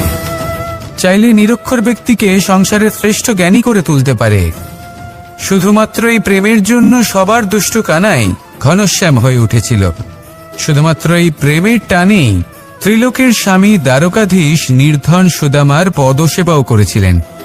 এই প্রেম হলো সংসারের সব থেকে বড় শক্তি। এই সংসারের আধার হলো প্রেম। এমন কিচ্ছু নেই যা এই প্রেমের পক্ষে সম্ভব নয়। যেখানে বিদ্যা এবং শক্তি সাহায্য করতে পারে না, সেখানে এই প্রেম আপনাকে জয়ী করে দিতে পারে। তাহলে আসুন আর আমার সাথে ভালোবেসে বলুন, রাধা রাধা।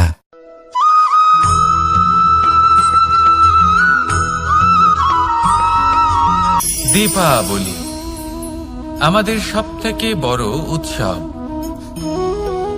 শ্রীরাম রাবণকে পরাস্ত করে 14 বছরের বনবাস কাটিয়ে আবার অযোধ্যায় ফিরে এলেন অমাবস্যার রাত্রে। অযোধ্যায় সবাই খুব প্রসন্ন ছিলেন, খুবই উৎসাহিত ছিলেন। অযোধ্যায় সহস্র প্রদীপ প্রজ্বলিত করা হয়েছিল এই উৎসবে। একে আমরা দীপাবলি বলে থাকি। এবার এই বিষয়ে আমরা সকলে জানি। আপনি কি এটা জানেন যে শ্রীরাম বাস্তবে অমাবস্যার এক রাত আগেই অযোধ্যায় পৌঁছে গেছিলেন? সবার সামনে অমাবস্যার রাতে এসেছিলেন। এর কারণ কি? শ্রীরাম প্রমাণ করতে চেয়েছিলেন যে যে কোনো সময়, দিন হোক বা রাত, শুভ বা অশুভ হয় না। শুভ অশুভ কিছু থাকলে তা হলো মানুষের চিন্তা, তার ভাবনা, তার নির্বাচন আর তার কর্ম। নিজেই দেখে নিন। শ্রীরাম অর্থে দীপাবলি বলা যেতে পারে। তাহলে নিজের পরিবারের সাথে দীপাবলি পালন করুন। আপনাদের শুভেচ্ছা জানাই। আসুন আর আমার সাথে ভালোবেসে বলুন, রাধা রাধা।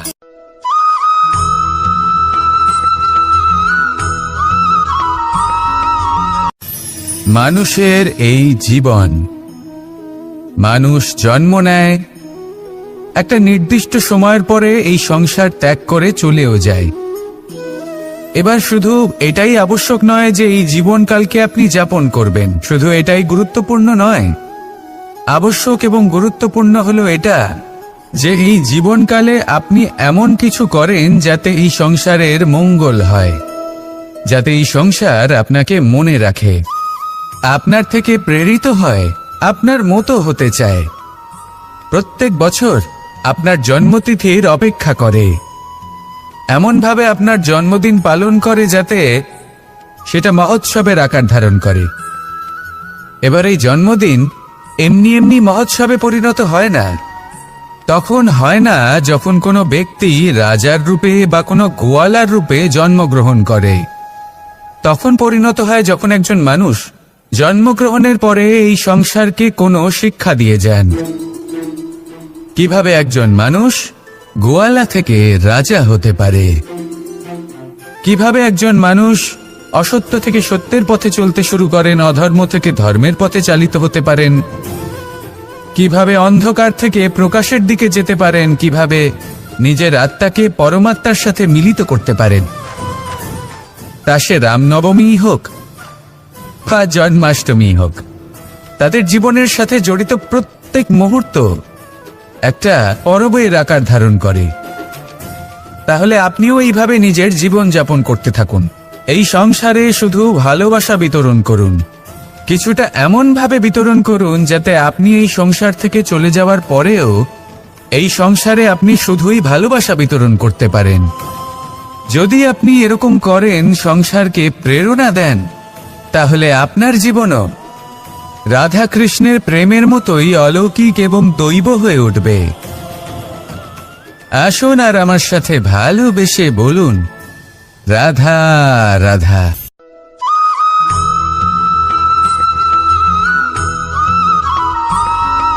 ভোজন। এই সংসারে যেই হোক না কেন, কোনো মানুষ হোক, কোনো প্রাণী হোক, কোনো কীট হোক বা কোনো বনস্পতি হোক, প্রত্যেকের জন্য ভোজন অতি আবশ্যক। কারণ ভোজন থেকেই শক্তি পাওয়া যায়, আর সেই শক্তি দিয়েই সংসারের, আমাদের জীবনের সমস্ত কার্য করা যায়। এবার এমন এক ধরনের শক্তি হয় যা শীতের ঋতুতে সূর্য থেকে আমরা পেয়ে থাকি, আর আরেক ধরনের উত্তাপ হয় যা দিয়ে ভোজন রান্না করা হয়, সুস্বাদু নানান ধরনের ভোজন। এবার অত্যন্ত গুরুত্বপূর্ণ হলো যে ব্যক্তি সেই ভোজন বানাচ্ছেন তার মানসিক পরিস্থিতি এবং সেই ব্যক্তি যিনি ভোজন গ্রহণ করছেন তার মানসিক অবস্থা।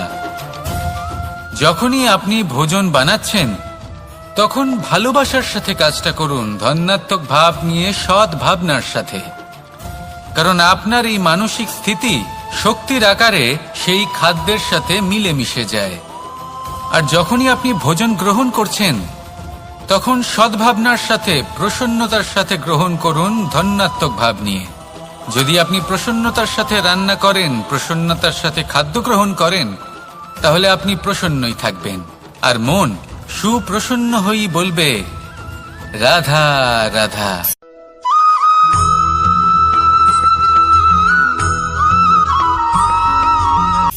কথায় আছে সংসারে নাকি সকল রোগের ওষুধ আছে। যদি আপনি নিজের শরীরকে ভালোবাসেন তাহলে ব্যায়াম করুন। যদি নিজের নিঃশ্বাস